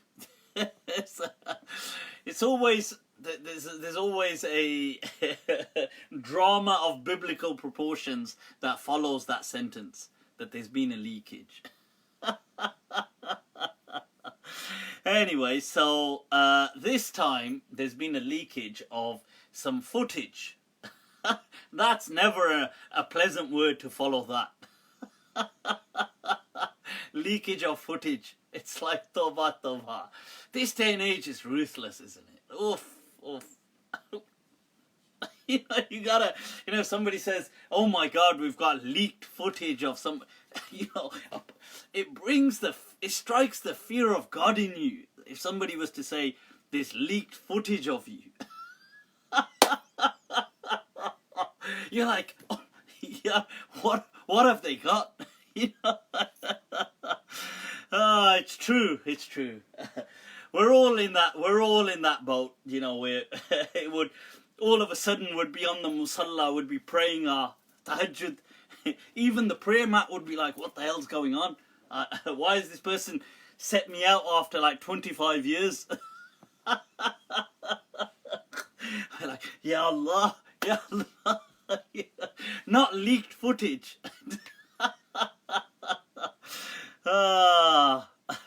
Right, so, Sid is in the house, ahlan wa sahlan. Right, so, there's been leaked footage of Sheikh Hamza Yusuf at a rihla event in Turkey. You see, it's all Islamic. He's at a rihla event, and he's speaking about, and I think it was following the failed coup, the kind of abortive coup that took place against Erdogan in Turkey that was unsuccessful. So it was after that Sheikh Hamza Yusuf is at this rihla, and he's speaking down against military coups, which I totally agree with. I mean, these coups are usually always notorious. But then he follows in that trail, speaking against rebellion, and then he starts speaking about Syria, and he says, well, you know, he says Syria, he says, well, how's the rebellion, you know, how's the uprising going for you? How's that working out for you? And he starts kind of like laughing or smirking, I think. And he says, well, how's that working out for you? You got, obviously, so this has triggered an outrage, because people obviously feel that why is he sniggering and smirking, saying that how's that working out for you? All these people have died, all these things have happened. Why would Sheikh Hamza Yusuf say that? And then some people say it's that, you know, and there was several articles written, so many people speaking about it. I read this article. I forgot the name of the author. I mean, it wasn't an article, it was a social media article, but it was actually I was surprised that his analysis was like quite breathtaking. And he speaks about how the rise of Hamza Yusuf, and who's the other one? Joe Bradford. He speaks about. Is it Joe Bradford or a different? I think he speaks about Joe Bradford, and also Jack. You've got.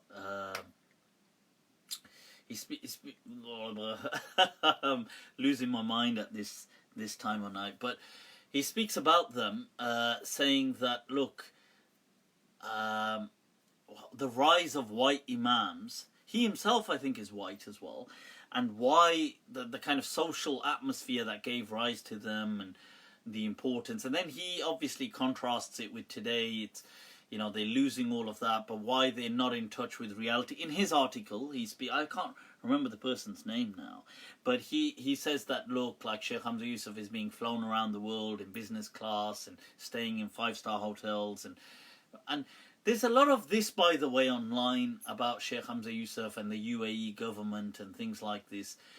So what are my thoughts? So because people are saying that, look, he's a puppet. He always speaks in the defense of governments.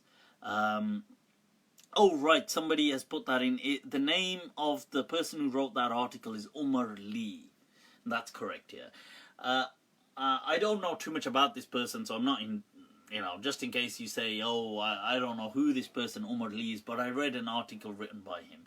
So, but the article, the analysis was very interesting. I was like, wow, right. Some of it was a bit, it don't make sense to me about Yazid and Hussein and radiallahu anh and all that Karbala thing, why he brought that into it. But anyway, that part was quite fascinating. Now, a lot of people are saying that, look, Sheikh Hamza Yusuf is a puppet for the government of the UAE and many other kind of regimes. These kind of oligarchs around the Muslim world, they feel that people like Sheikh Hamza Yusuf are just sucking up to them, and they're not, you know, they can't really relate to the regular Muslim on the ground. That these people speak from these kind of ivory towers from a position of privilege, and that too luxurious wealth. And racial kind of hierarchy as well. These are the things that are being said. Another thing is, in that clip, Sheikh Hamza Yusuf mentions a hadith in Tirmidhi. Now, and he mentions that man ahana sultan, ahanahullah.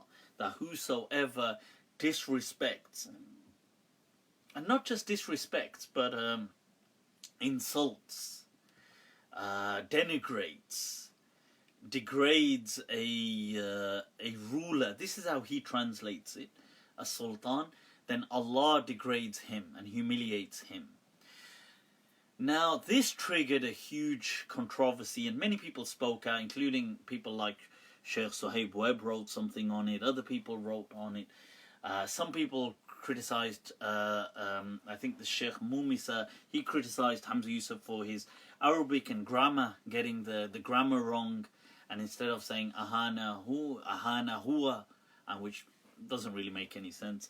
And so people kind of really, there was this rage against Sheikh Hamza Yusuf. So my thoughts on all of these people. What do I feel? Yeah. What are our thoughts on this? So, first of all, let's take a look at this hadith. Okay. Man ahana sultan Allah. Okay, so the original hadith. So first of all, Sheikh Hamza Yusuf, I don't know whether he was abbreviating the hadith, but the actual hadith reads, Man ahana sultan Allah, ahanahullah. Whosoever denigrates or degrades the sovereignty of Allah. Allah degrades him. Not the sultan as in a sultan, the ruler. So that's actually that would be a false hadith, because there would be no such hadith like that. Because just to begin with, just telling you straight, and these are tips, by the way, for you guys in the future, to when you hear something, you know that that can't be authentic. That, you see, if you look at it from a historical angle, the term sultan didn't exist back then, like in the Prophet's time. The word sultan meant authority, but it wasn't used for rulers, like the way we have today a sultan. This is a sultan. So, for example, in India, they had sultans, or the Turks, they had these sultans. This was not back then a term that the Arabs used. They didn't used to refer to themselves as sultans. So a hadith could never be using that term for a ruler, because it would just be completely out of sync. It wouldn't make any sense. So these are kind of tips and pointers that you guys can use yourselves in the future. Right, so this actually read Sultan Allah, the authority of Allah. So whosoever degrades Allah and his sovereignty, then Allah will degrade them. This is what the hadith read. And the hadith has problems with it anyway, but with that meaning, it can kind of stand. That meaning isn't a problematic meaning. But if you meant by Sultan as in a king, then this term didn't exist in the Prophet's lifetime to mean king. It's something that in many centuries, even the Abbasids didn't use it. It came centuries after. So maybe during the latter part of the Abbasid time, people did start to rise that started to call themselves sultan. But what I'm trying to say, it's hundreds of years after the Prophet. So the hadith was definitely wrong, and it's not true that whosoever degrades a ruler, Allah will degrade them. That is not true. Okay, that the rulers don't have that kind of sovereignty, that kind of infallibility in Islam. They don't, so they're not. But that said, I'm not saying people should try to cause chaos and, have an uprising. I'm not trying to say that would be disastrous. But rulers are not this kind of angelic, we're never allowed to insult them and things like this. That's not true at all. Okay, so that's it. Now, it could have been that Hamza Yusuf didn't think that when he was talking it was a private gathering. It could have been, even though it was in the Rihla, which is a course. And maybe he didn't realize it was being recorded. It could have been. I don't know. That said, it was a course, so I'm sure he would have known that, because if it was an absolute private gathering, then I would, to some extent, you see, because I feel private gatherings are bil amana, al majalis bil amana, as is a hadith, that the gatherings are, that they have a privacy to them. If they're absolute private gatherings, as in like you're just chilling out with some mates and chatting, now you could, because there would be a context, there would be a way that you two talk to each other, or you three, or whatever. Maybe you're very chilled, another person wouldn't understand. Maybe there'd be a lot of swearing.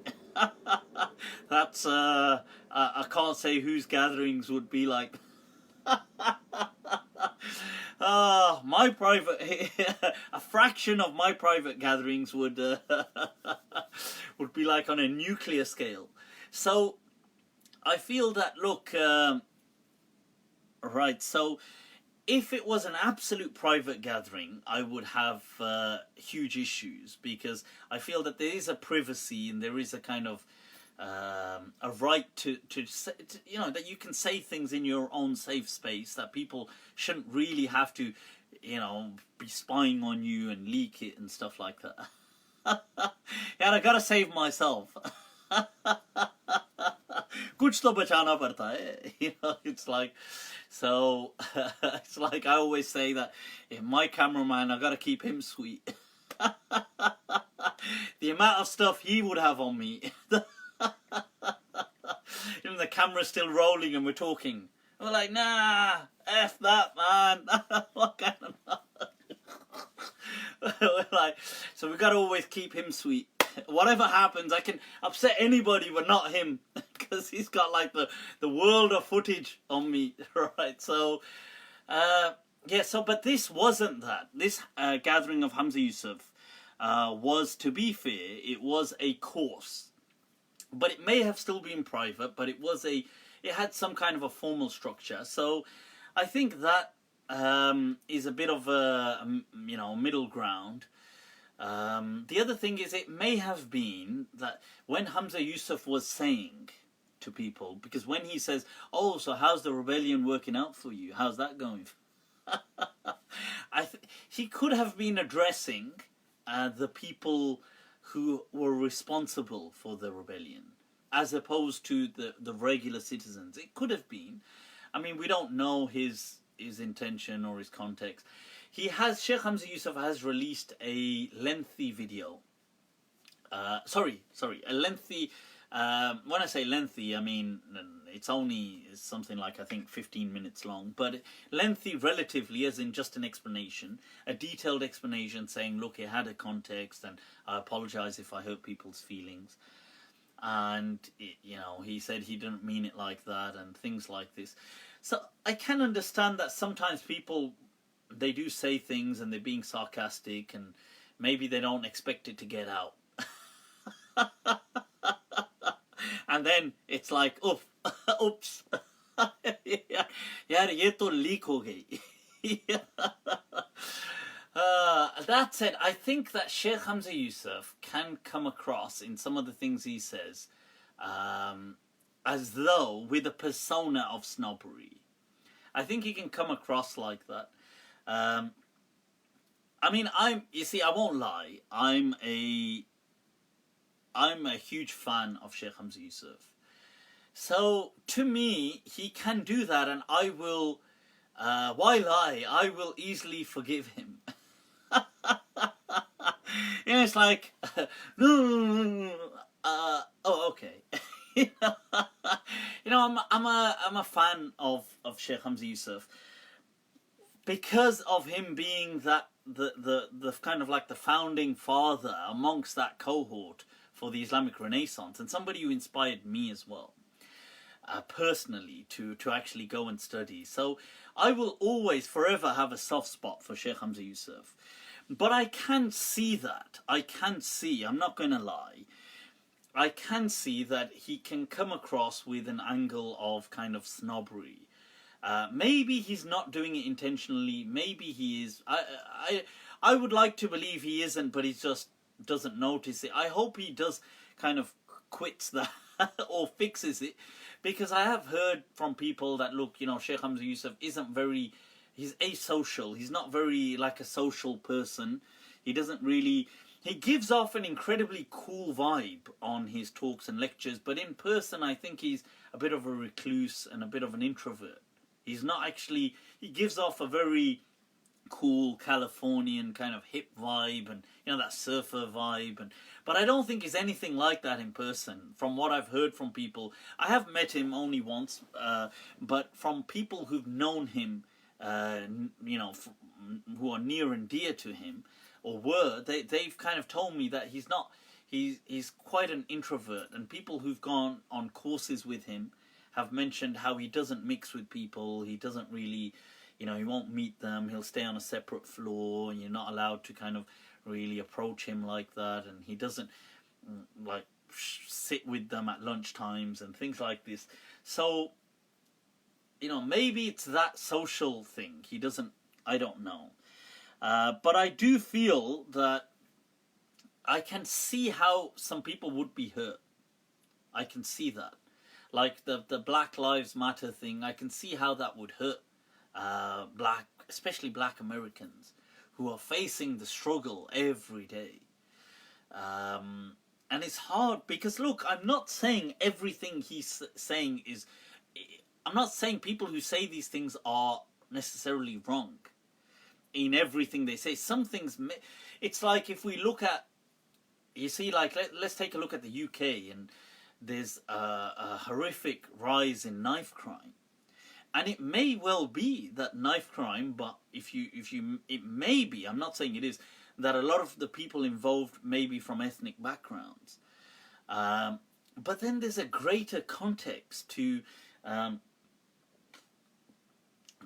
kind of lack of opportunities and things like how there haven't been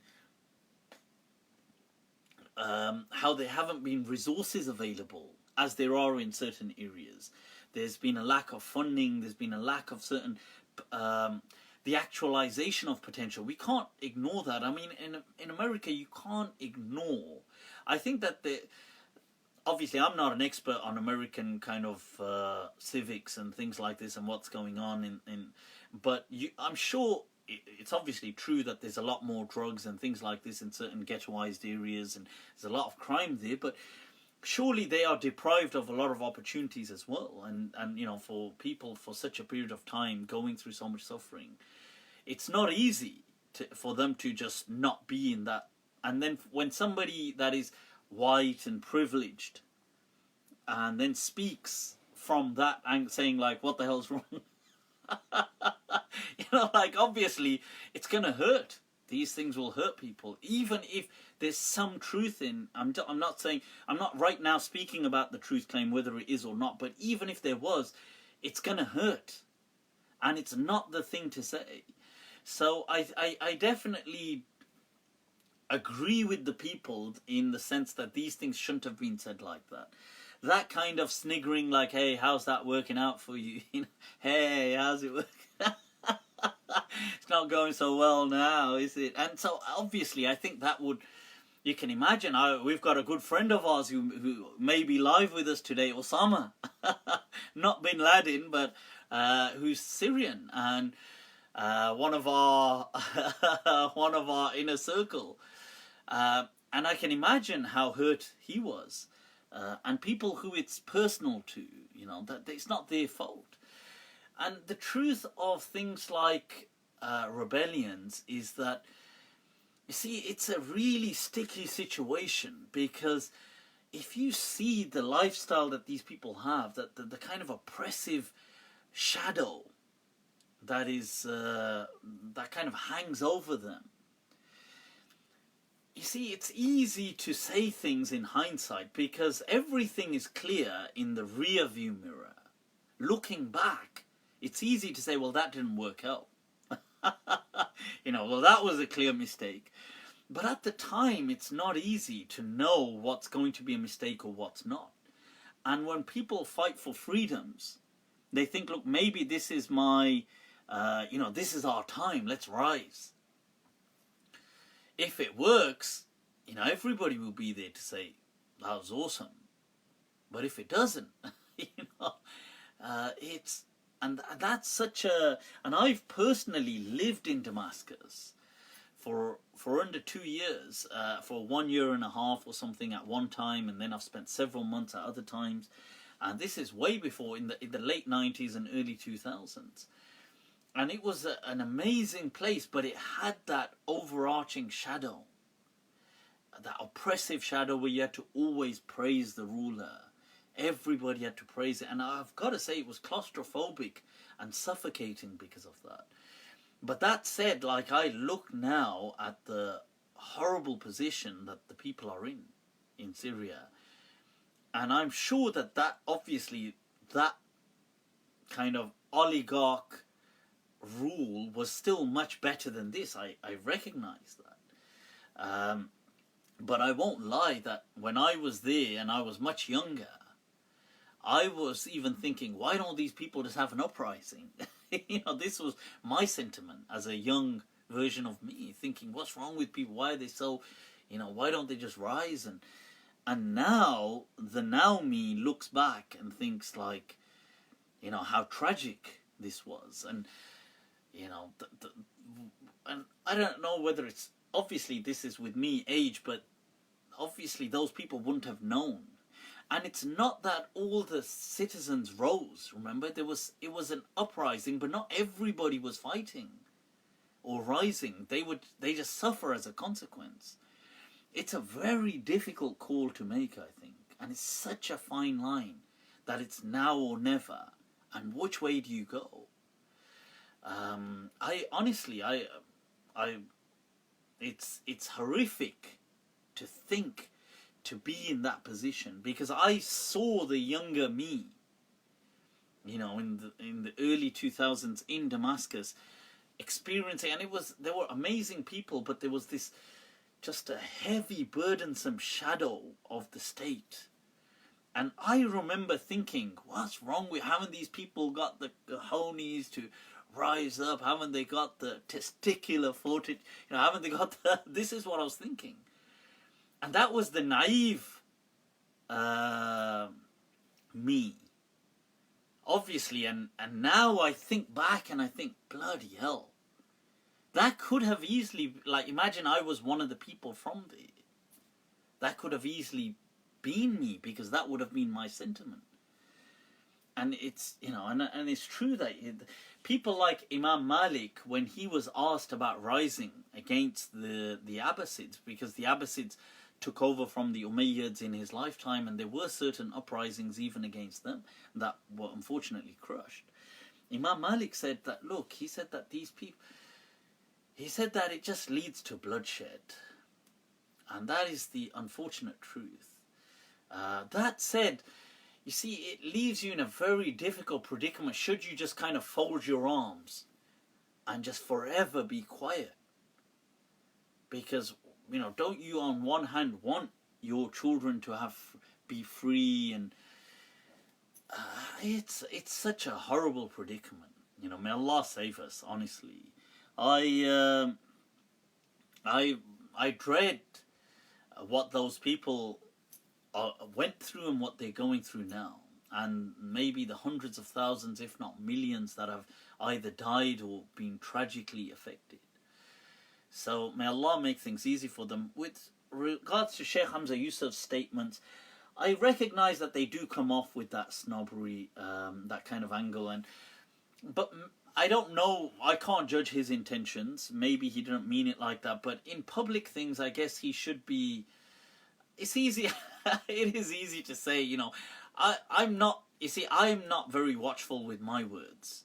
I say things sometimes in all kinds, and people would say the same thing to me then, that, you know, you should watch your words, which I guess is true, but, you know, because I remember a while back, there was I remember when there was that song had gone viral about happy, you know, that kind of happy, what's the name of the singer, you know, if you're happy, and what's the... But anyway, I've forgotten his name now. Somebody will probably type it in a moment.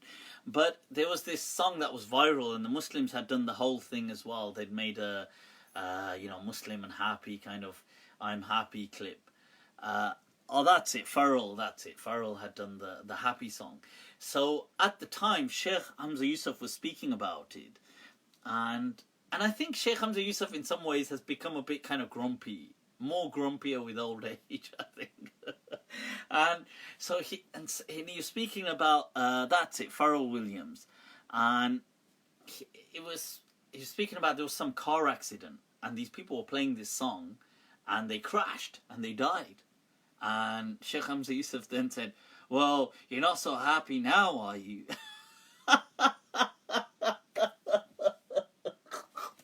And I just found that so hilarious. I was like, what the hell, Sheikh? Come on. I mean, something like that, I would understand saying it, but not on camera. You understand that?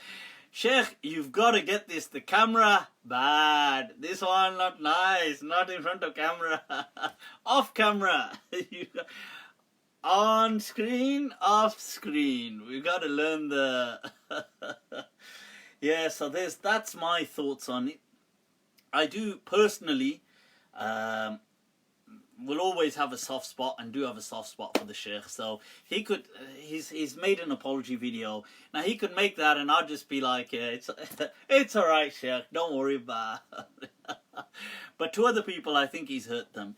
That said, as well, I do think sometimes we are in a day and age as well where it's really people are really cutthroat as well. You know, people have become very unforgiving online. You know, you do something and oof, zalim janta. You know, people just don't. And yeah, I do think Sheikh Hamza Yusuf is kind of, unfortunately, maybe becoming a bit grumpy and old like that. And I hope not, but yeah. But anyway, that's my thoughts on the whole Sheikh Hamza Yusuf controversy. So if it's of any help or whatever, you never know. Maybe Sheikh Hamza Yusuf will watch it and think, oh no. Mufti Abu Layth. Let's move on to the second, for a bit of the masala segment, people. Dr. Musharraf Hussein. Dr. Musharraf Hussein controversy. Yaar, there's controversy after controversy. So there's been a controversy to do with the translation of the Quran by Dr. Musharraf Hussein called the Majestic Quran. Now,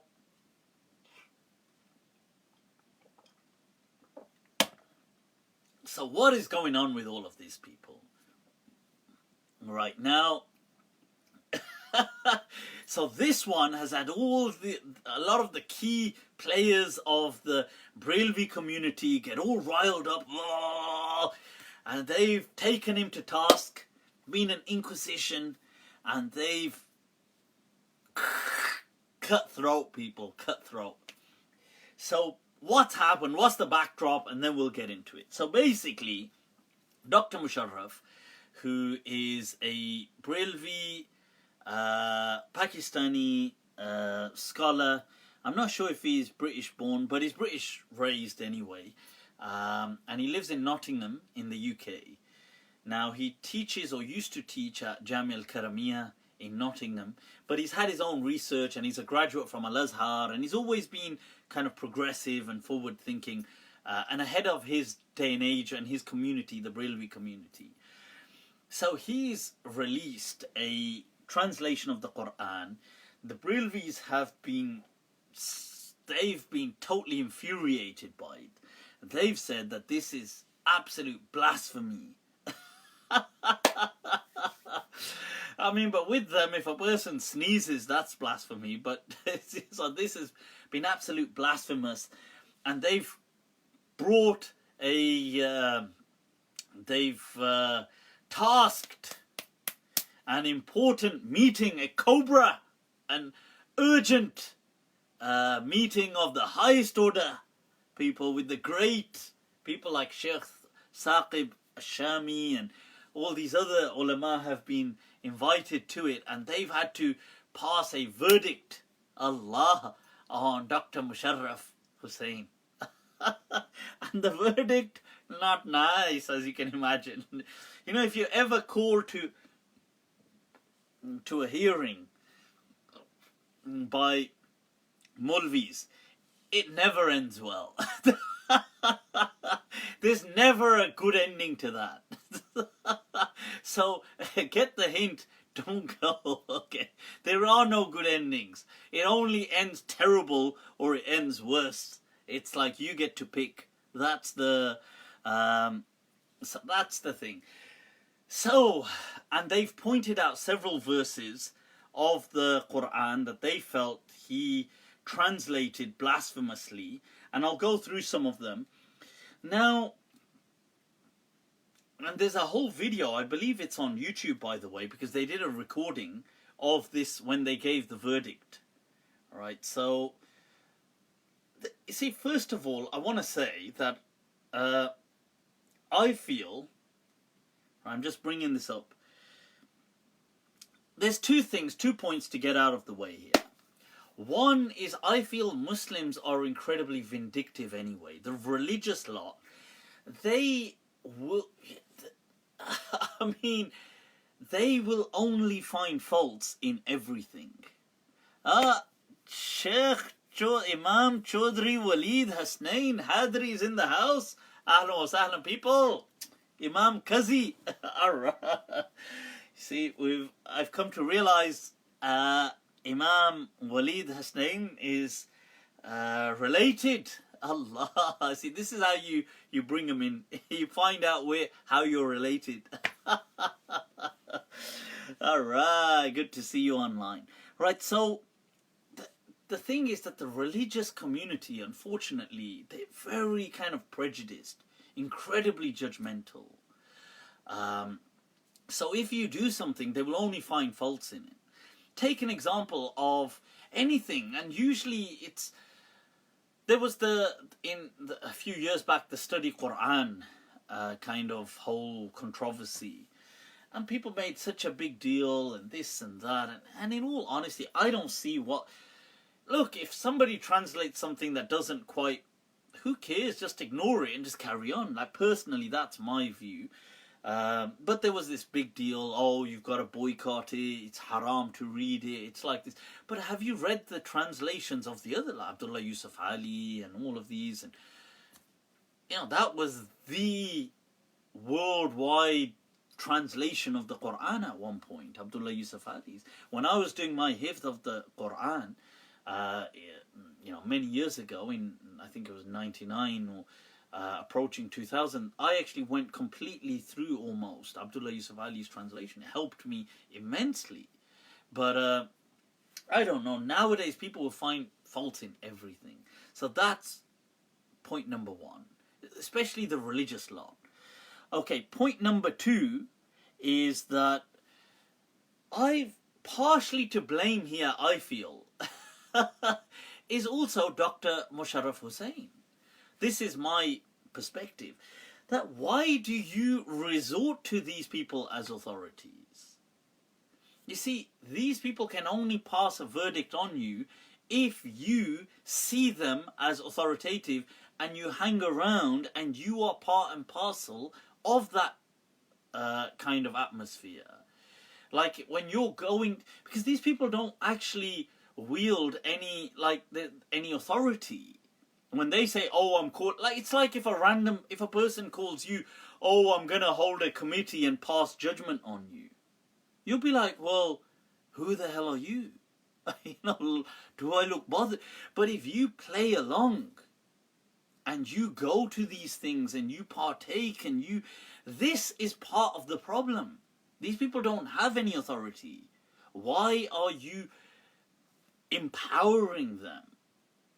So in a way, you're responsible.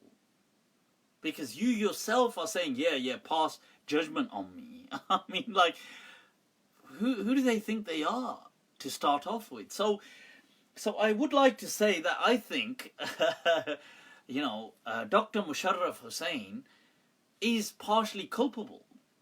He has, there's some culpability with him because, okay, one is the translation and things like that, but you're agreeing, you're doing things like Tawbah, like I do Tawbah. Oh, I recognize my mistake, I do Tawbah. Tawbah, Tawbah, Tawbah. Tawbah, Tawbah, Astaghfar. See, when you do that, you play into the egos of these people. Apparently, he agreed on the video. They read out that he agreed for the cancellation of all the publication of his tafsir, and he would call for the withdrawal of his tafsir book. Why would you agree to something like this? Why would you even attend this kind of a personal hearing, these kind of kangaroo courts? So, exactly, to me, why do you... So then you can't go about saying, look, I've been silent and patient and I've been putting up with this. What do you mean you've been putting up with this? Don't put up with this. Who the hell is that? Self-inflicted. So this is an important point to make. Nobody has any authority over you. Let them say whatever the hell. Why are you even entertaining it? And this is a message to other people out there. Don't let these people bully you. They can believe whatever the hell they want. They have no right to bully you about your beliefs. Okay. So, right now, I wanted to come... There was some...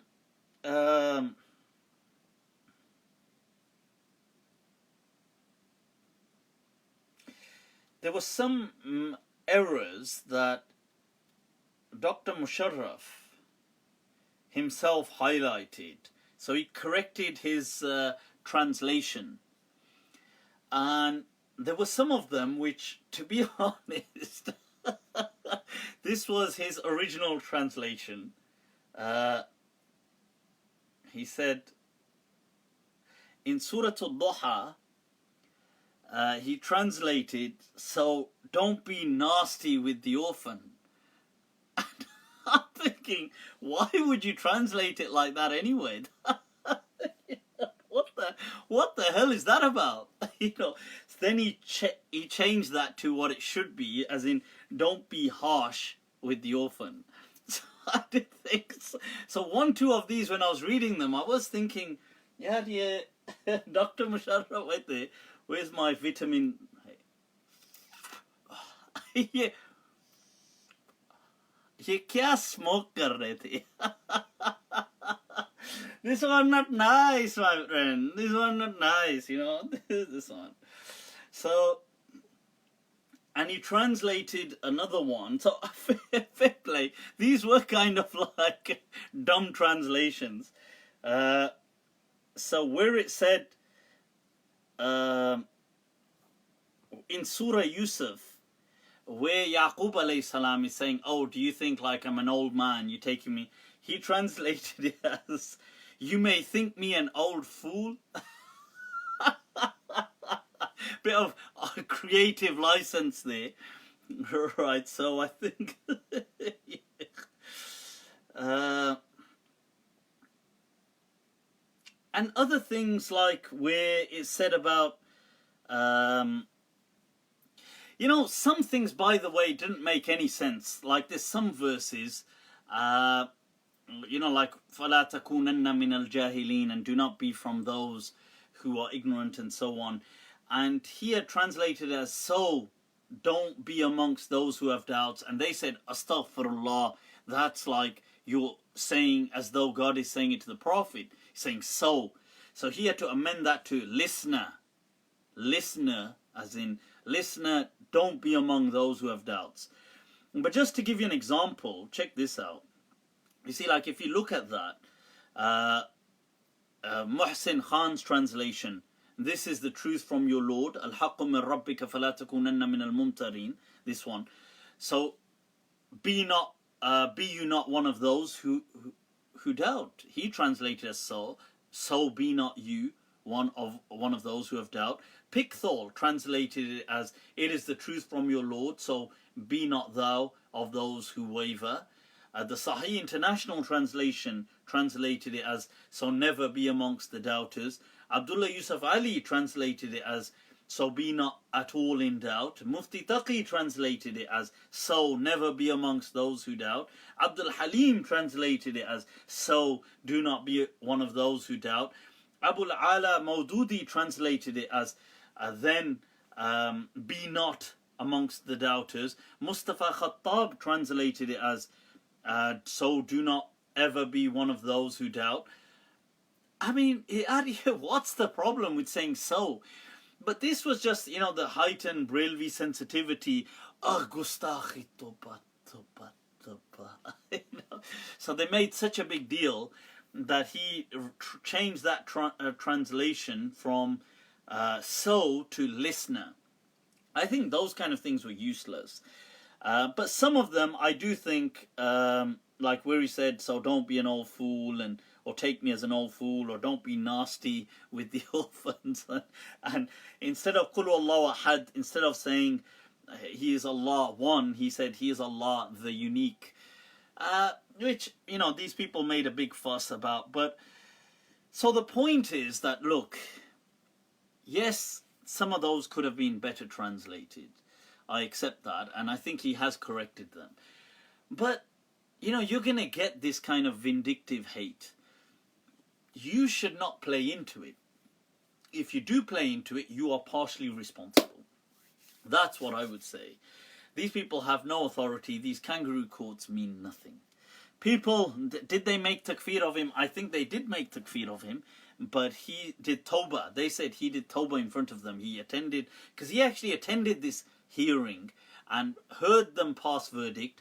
He then did tawbah and signed some kind of an agreement which I'm thinking, yeah, what kind of games are these? At least spice up the games a little. You know? You turn up and there's a whip.